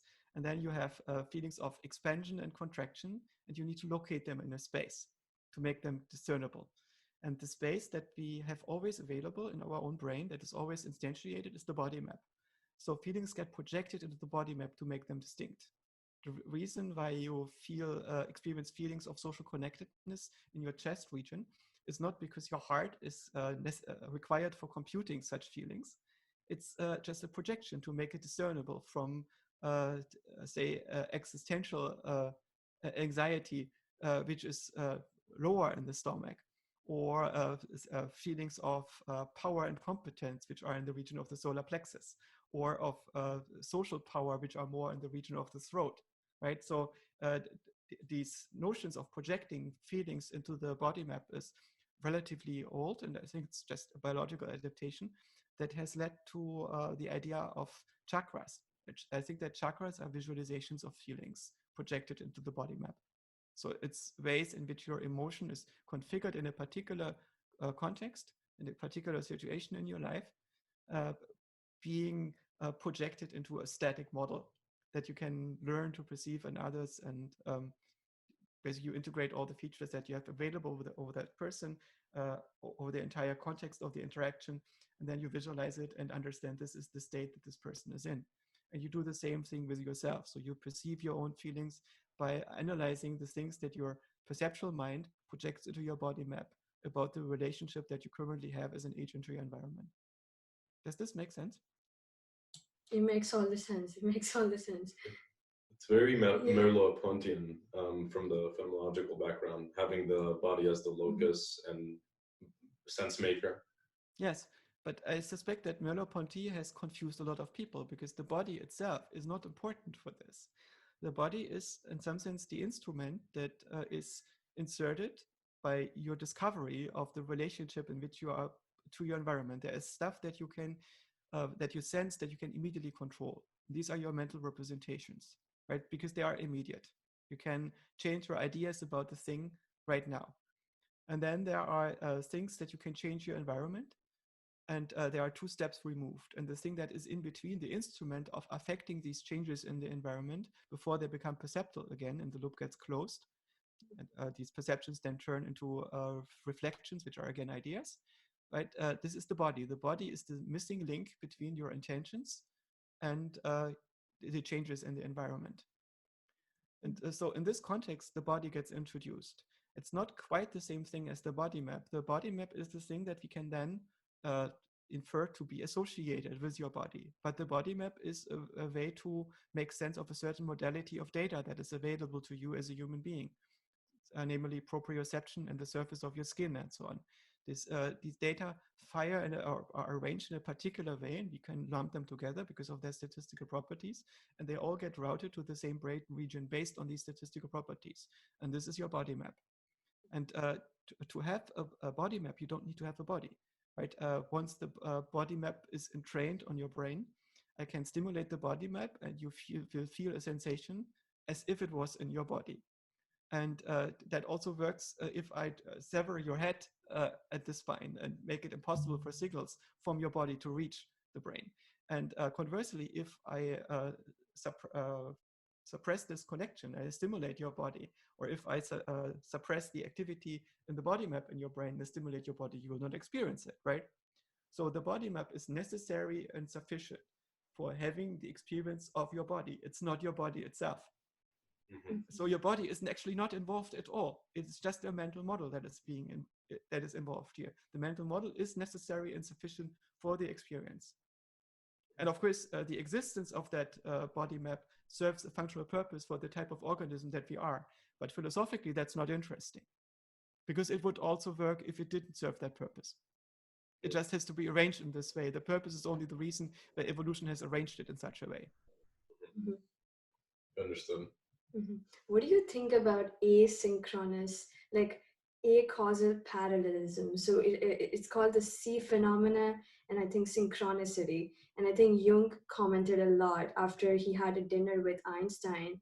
He went back home and he thought about the synchronicity aspects. And Hans Berger, who was the creator of EEG machines, supposedly, he had this event of a synchronicity that actually led him to invent EEG. It's historically been recording. There's letters between Jung and Einstein that were exchanged, which explains this kind of lecture that he gave in this dinner table that he was having with Jung. And later on, he conceptualized, based on this I Ching book, which is an esoteric book from the Chinese tradition, the Taoist tradition. Yeah, and so they talk about this, how A and B being 2 independent localities, yet having the same event at the same time. And so I often wonder, like, how must one empirically look at synchronicity, because it's highly psychical, and again, it could just be disregarded completely.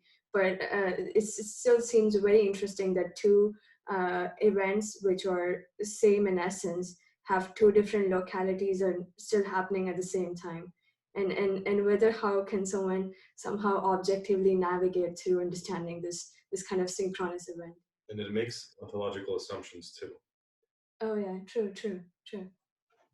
So I was looking at this psi phenomena when I was young, and I found this, of course, very fascinating, because there's the potential to completely uproot the way in which we make sense of reality. So we should pay a lot of attention to whether it's true or not. And it struck me that almost everything that comes up in this space can be explained by either psychosis or telepathy, or a combination of both of them. And maybe we can also explain the remaining instances of telepathy with psychosis, which means a way in which your brain models reality that is not indicative of the observations, but of glitches in artifacts in the way that your brain models reality and the resulting dream is formed. There is some indication that this might be true, because, for instance, synchronicity increases in people that are in a manic state. And this manic state can also, for instance, be introduced by psychedelic drugs or amphetamines. And as a result, people will experience more and more of the synchronicity. And when these people describe the synchronicity that they experience to a person that is in a sober state, the sober person will often find that the synchronicity is not that interesting, that basically the way in which these phenomena are connected appears to be spurious and not very meaningful, that the events are not as meaningful as they appear to this particular person, and that the gravity that the person assigns to these objects and the resulting connection between them is a result of an overload of meaning, that somehow a thing that is completely inconsequential, like say a coin that you find on the floor and that you have dreamt before last week, that this coin is actually meaningless. And that you might have dreamt about coins and that you find this coin is just a random coincidence. And maybe you didn't even dream about this coin. Maybe this is just a déjà vu kind of memory, where the memory is instantiated at a later point and appears as a reconstruction in your own mind, as a glitch, so to speak. And you can only know this if you have written down your dreams meticulously an hour ago.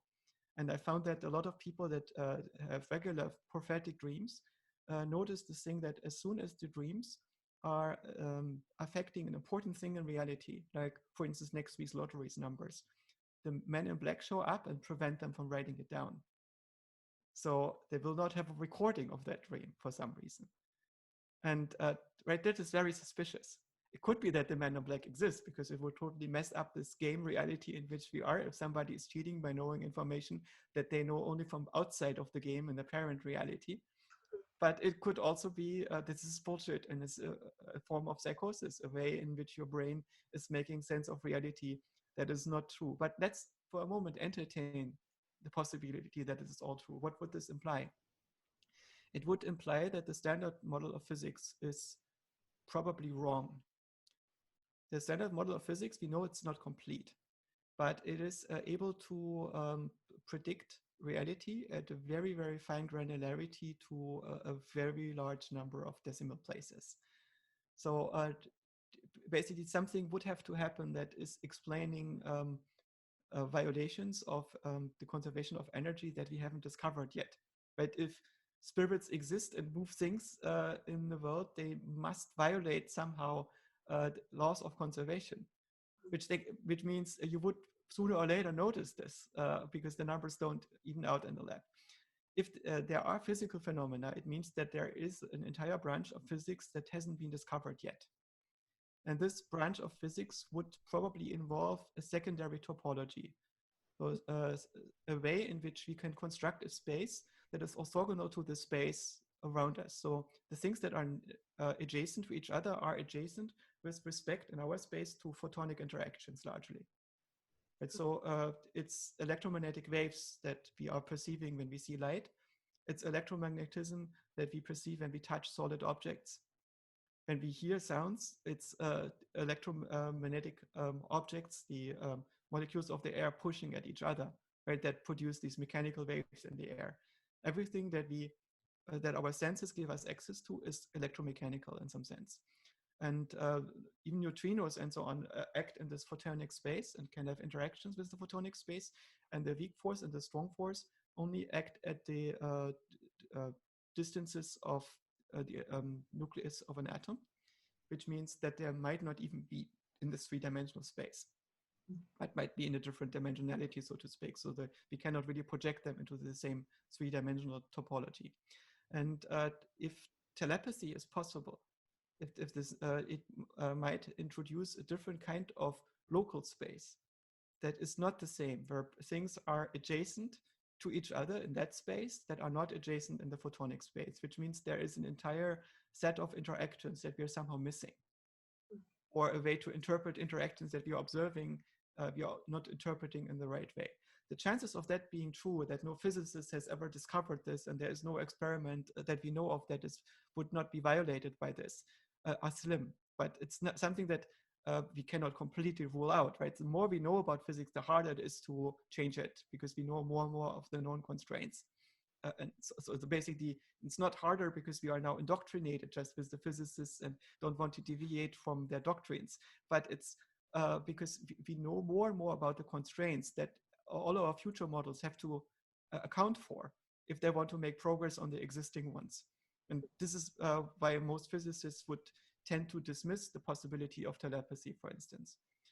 There are several ways of looking at telepathy. There is a very straightforward and simple way that, for instance, we can probably entrain ourselves with the nervous systems of others in such a way that we can basically create resonance effects that allow us to experience mental states together that we cannot experience individually. And it might also allow to, in a non-verbal way, to develop ideas together, if you are really well synced, that can be interesting and subtle. And that would allow to have communication between each other and exchange thoughts without speaking. But it would require something like a close entanglement, usually in the photonic space, which means we have to see each other, maybe touch each other, maybe having seen and touched each other for a long time. If we are able to send information to a person around the planet immediately, instantly, into their minds, we cannot explain this with known physics. Right? So if this kind of telepathy was possible, it would require us to provide two parts of the world. One is the idea that our own mind is generated in our own brain. And the other one that basically there is that physics is local with respect to light or to electromagnetism.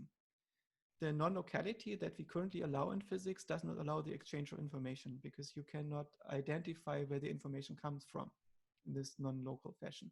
If you cannot address it, if no observer, if no system that is controlling anything that is performing any function in the universe can know where the information comes from that drives it, it's just noise, right? It is not going to be something that is going to drive the universe along. It would only work if there is some kind of regular structure that would allow you to identify the origin of that information. But if we had such a second set of a local universe that is just doesn't have the same kind of locality as this normal three-dimensional universe that we are in, then how would you know what the boundary of your own brain is? If telepathy is possible, how would you know which of your thoughts are actually being computed in your own brain and are not just being driving your parts of your brain based on things that happen outside of it? Right? And if you open up this possibility, maybe there's a level of your own cognition and perception that is entirely driven outside of brains, that is driven somewhere else in the universe, and you are just some kind of antenna for it, and we all are, and maybe there is some global brain, right? And then you go into the domain of panpsychism, and not a panpsychism where it necessarily the mind is computed in a parent universe and therefore becomes to the observer inseparable to matter, but there is something like a pervasive mind that is emerging over all the organized matter that is that has controlled complexity, where some computation takes place to keep the universe in the shape in which it is. And we are, in some sense, a small part of that, and can maybe link up to it, right? It's very tempting. It's also very romantic. I don't know if it's true.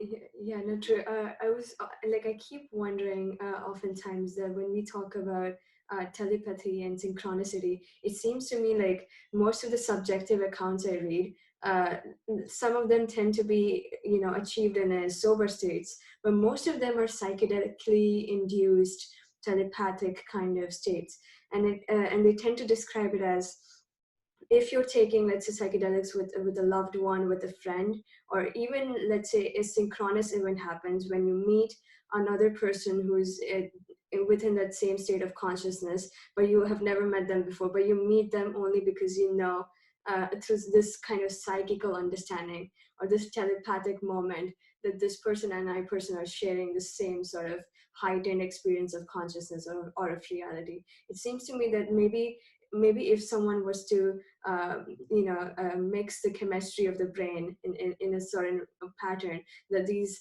synchronous events and telepathic moments would happen more, because it's essentially playing with the brain chemistry. And also there's something about psychedelics which, of course, there's been a lot of research being done, but still seems to do no justice in explaining why these compounds tend to induce certain sort of psychical states which are unexplainable. So telepathy or synchronicity often tends to happen. So I was wondering, do you think it's purely because of the chemical imbalance, or even in a sober state, do you think there's some sort of a chemical or psychical thing happening in brain that does that? It's not something that often happens, but only because of a cause which is psychical in nature that these events might occur. I think that ethanol, alcohol, reduces resolution, and the purpose of social ethanol consumption is to reduce the resolution of all participants until they have a lowest common denominator where they completely match. Right, so it's a good tool for having a sense of close connection with people that have subtle differences to you, and or at least maybe not so subtle if you take more alcohol. And there is with psychedelics, it seems to be the opposite. That is, it increases resolution. And if you increase resolution in a machine learning system, you are bound to overfit. There is probably, for the set of sensory data that you are looking at in any given domain, an optimal resolution of the function that you use to describe it, to make sense of the data. It's something that we notice when we do statistics, right? You have a number of points and you try to fit a curve to the point. Which complexity should this curve have? Should it try to reproduce all the wiggles that you see in the data, or should it try to average a little bit over the data? And what is the resulting shape of the curve? Right? That has to do with the noise that is apparent in the data and in your sensory organs. So if you have enough time for evolving your cognitive domain in your brain, so how many bits do you apply to model visual features or social features or cognitive features and so on, you should in some sense allocate an optimal number of bits to this particular function that models this domain. So you're most likely to not overfit and not underfit. So you're not losing subtlety in describing the thing, but you're also not discovering subtlety where there is none. And the criterion of whether you discover subtlety that where there is none is how predictive is it of the future. For instance, I read an article where somebody proudly reported that they discovered the exact function that describes the Californian housing market. And it was an extremely elaborate function that had lots and lots of parameters in it, like growth of households, growth of incomes, and so on. And it exactly could reproduce the past evolution of the market, of the price curve of Californian houses over decades. And as a computer scientist, I was looking at this and I was just laughing out loud because it was overfitting. This function had all these three parameters, had enough of them, and he twiddled them until the parameters gave a function that was fitting that thing. And if you have enough free parameters, you can always get a fit, right? But this thing is not going to be predictive. So it's likely that in the future, this thing is going to deviate. And so the way in which machine learning typically deals with this is that we take a part of this curve and take it out and use it as validation data. And then we make it blind, the learning algorithm blind to it, so we don't tell it this part. And we try to find a function that guesses the invisible part and see how well it does this. And we do this for all the parts. So to extract all the information, we basically mask out every portion of this curve for different instances of this learning thing.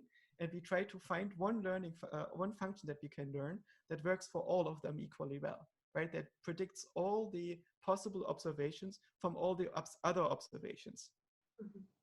And this is the best you can do under the circumstances, unless you have some insight into first principles and understand how this housing market actually functions by really going into the lowest level of the causal structure and understanding it, which is not accessible, right? Because people buy houses and sell houses for so many different reasons that there is going to be practically for you a lot of noise, because you cannot write down this term.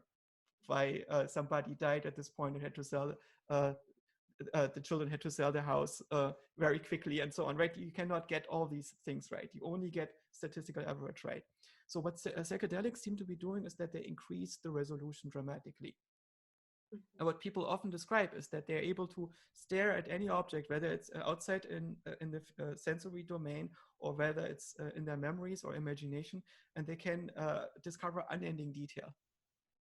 And if you have this increased resolution, you are prone to overfitting, which means you construct objects that can explain the past better, but the future worse. And so when you look at the performance of people on psychedelics, they are able to explain the deepest problems of reality extremely well, while physically in this state, they are not able to program a VCR. But they're basically no longer able to interact with the environment very meaningfully, but they can explain everything. And heavy psychedelics users also tend not to be the most successful people at predicting the stock market and so on. They might have the ability to reach a certain insight when they're stuck. There have been some experiments where people think about a problem for a very long time, and then they were given in some controlled study a dose of psilocybin, and then they had this insight that connected everything, and this insight was often a good one. Right, so you're able to fill in the gaps, you're able to relax your priors, you're able to see things from a new perspective. But imagine you now in a context where you wonder whether telepathy happened, and you interpret everything that happened in this interaction from the perspective, could this be the case? And you find lots and lots of detail that you've put into your function that describes reality that is establishing this connection. But it doesn't mean that the objects that you use to describe reality now are actually cutting the world at the joints. They might be overfitting. Right, this is the big danger. What would it look like if a human brain would overfit data in the same way as a machine learning system does? Probably would like a human brain on psychedelics.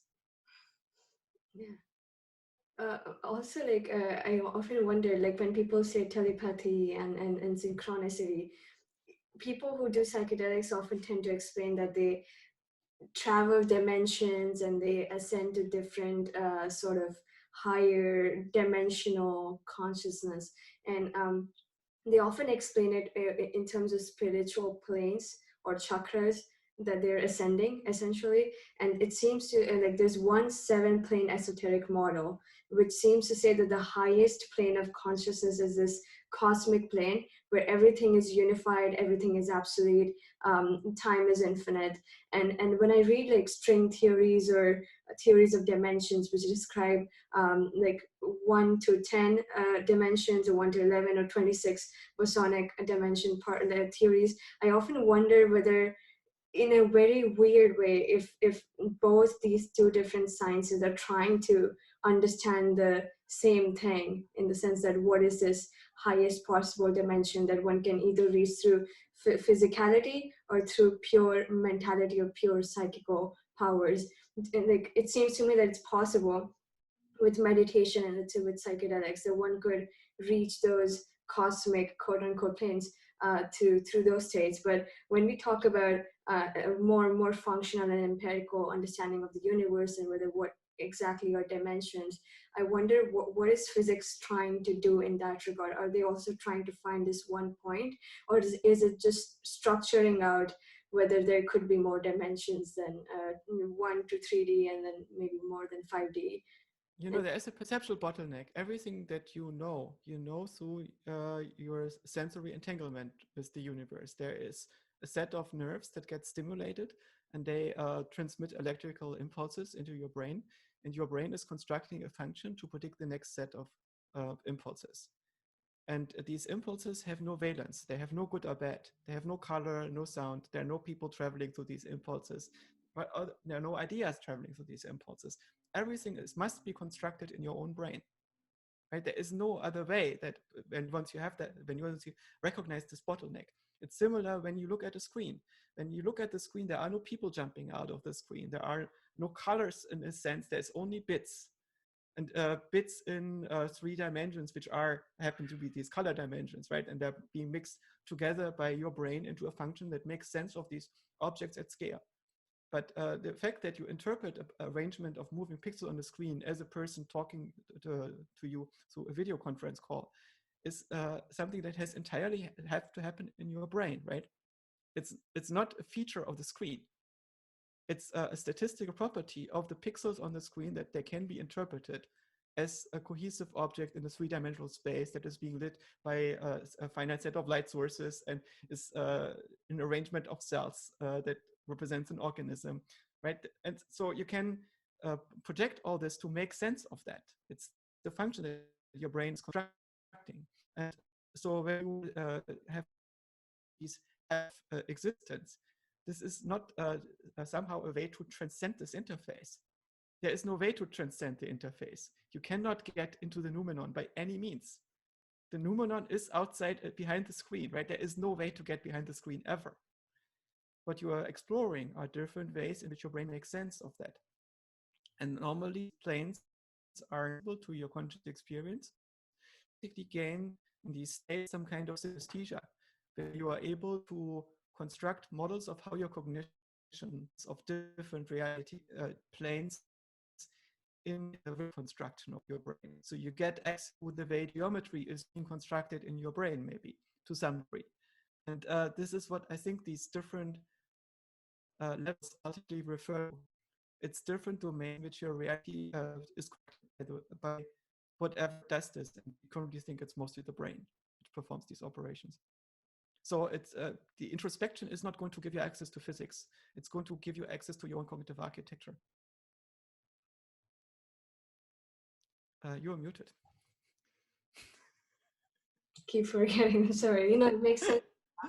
Yeah, because I often would, think whether people keep talking about, mostly within the esoteric communities, let's say, they often regard interdimensional travel and esoteric texts as the T truth, the capital T truth.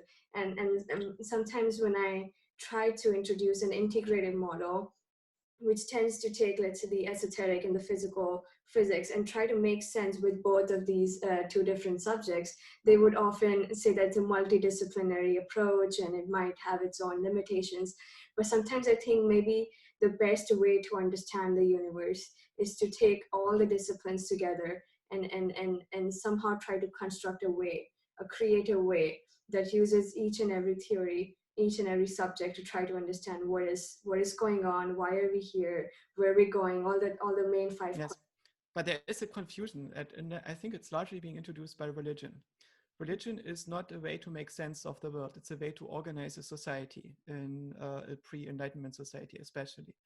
And there is an important insight in there. That is, most people are not very good at making sense of reality at scale and in detail. Mm-hmm. Right? It's very hard. If you have an IQ of 100, you are technically not able to read a complicated manual or do your tax returns. And how can you make sense of reality if you have just an average intellect? It doesn't mean that you are not able to be a capable member of society and have meaningful social relationships. You can be extremely capable and so on. It's just in terms of sense making of from first principles, you are going to be at a disadvantage.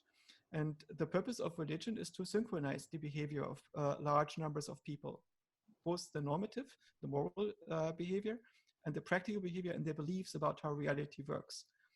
And in order to make that happen, religions decided to have multiple tiers of access to reality. One is an access that is basically keying on level 3. It works by projecting authority and projecting opinions via authority. And people are supposed to assimilate these opinions because the authorities know more than you do. And the authorities are clearly indicated by putting them on top of some pulpit, giving them a special dress and special titles and certificates that make them recognizable as authorities. And people will buy into the narratives of these authorities, even if they're complete fairy tales, all because they're being punished if they don't. And that there are some people with the criteria for when the story can be true. Mm-hmm. And it's an obvious thing to find out it's true when you think about your own life, right? At some point would recognize a narrative that tell yourself about any given situation as truthful. And that is if it's supported by the evidence and you looked at all the alternatives and integrated them, right? So you can only have the space of possible theories that can all explain the observation. That is the shape that whenever somebody presents you with something that shape, is to have a chance to evaluate it in the right way. It's a myth. Mm-hmm. And mythology can be a useful tool to organize society, but it cannot be a useful way to understand society. Necessarily, if you build a society based on mythology, it also means it has to be hermetic. Because what happens if you have a competition between different interpretations of the myths? The whole purpose is gone, right? So you will have a canonical interpretation of the mythology that is being enforced, and you're not allowed to be rational in public. And you have to be smart enough to understand that if you live in a religious society, if you live in a cult, you will not be allowed to be rational in public about any of the tenets of the mythology, because otherwise you will be punished, because otherwise the purpose of the mythology is going to be defeated. And this hermetic society also necessarily means that there is going to be a domain in which adults are operating and they are completely rational. So they cannot be infected by the mythology. And every religious tradition is going to produce a deep mythology department, the mystics. The mystics are people that try to make the mythology compatible with rationality. So they don't give up on the mythology. They try to keep the tenets of the mythology intact, but they try to make inferences of it. So as a result, they break their brains. They start levitating. They start to be in a magical universe. And every couple hundred years, the Inquisition will go through the caves of the mystics with a big flamethrower and clean them out again. But right, it's a defect of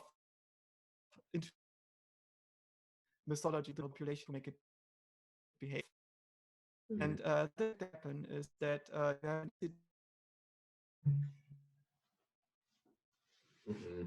think we lost him again. And you don't understand rationality anymore, and you start believing your own mythology. Right? This is very dangerous. If the Pope ever becomes a Catholic, they are in trouble. Yeah, so do you have any concluding remarks or any questions you wanted to ask? I mean, first of all, that it was sort of unexpected and just such a massive pleasure to be able to have a conversation with you. It's been amazing. Likewise, I enjoyed this very much.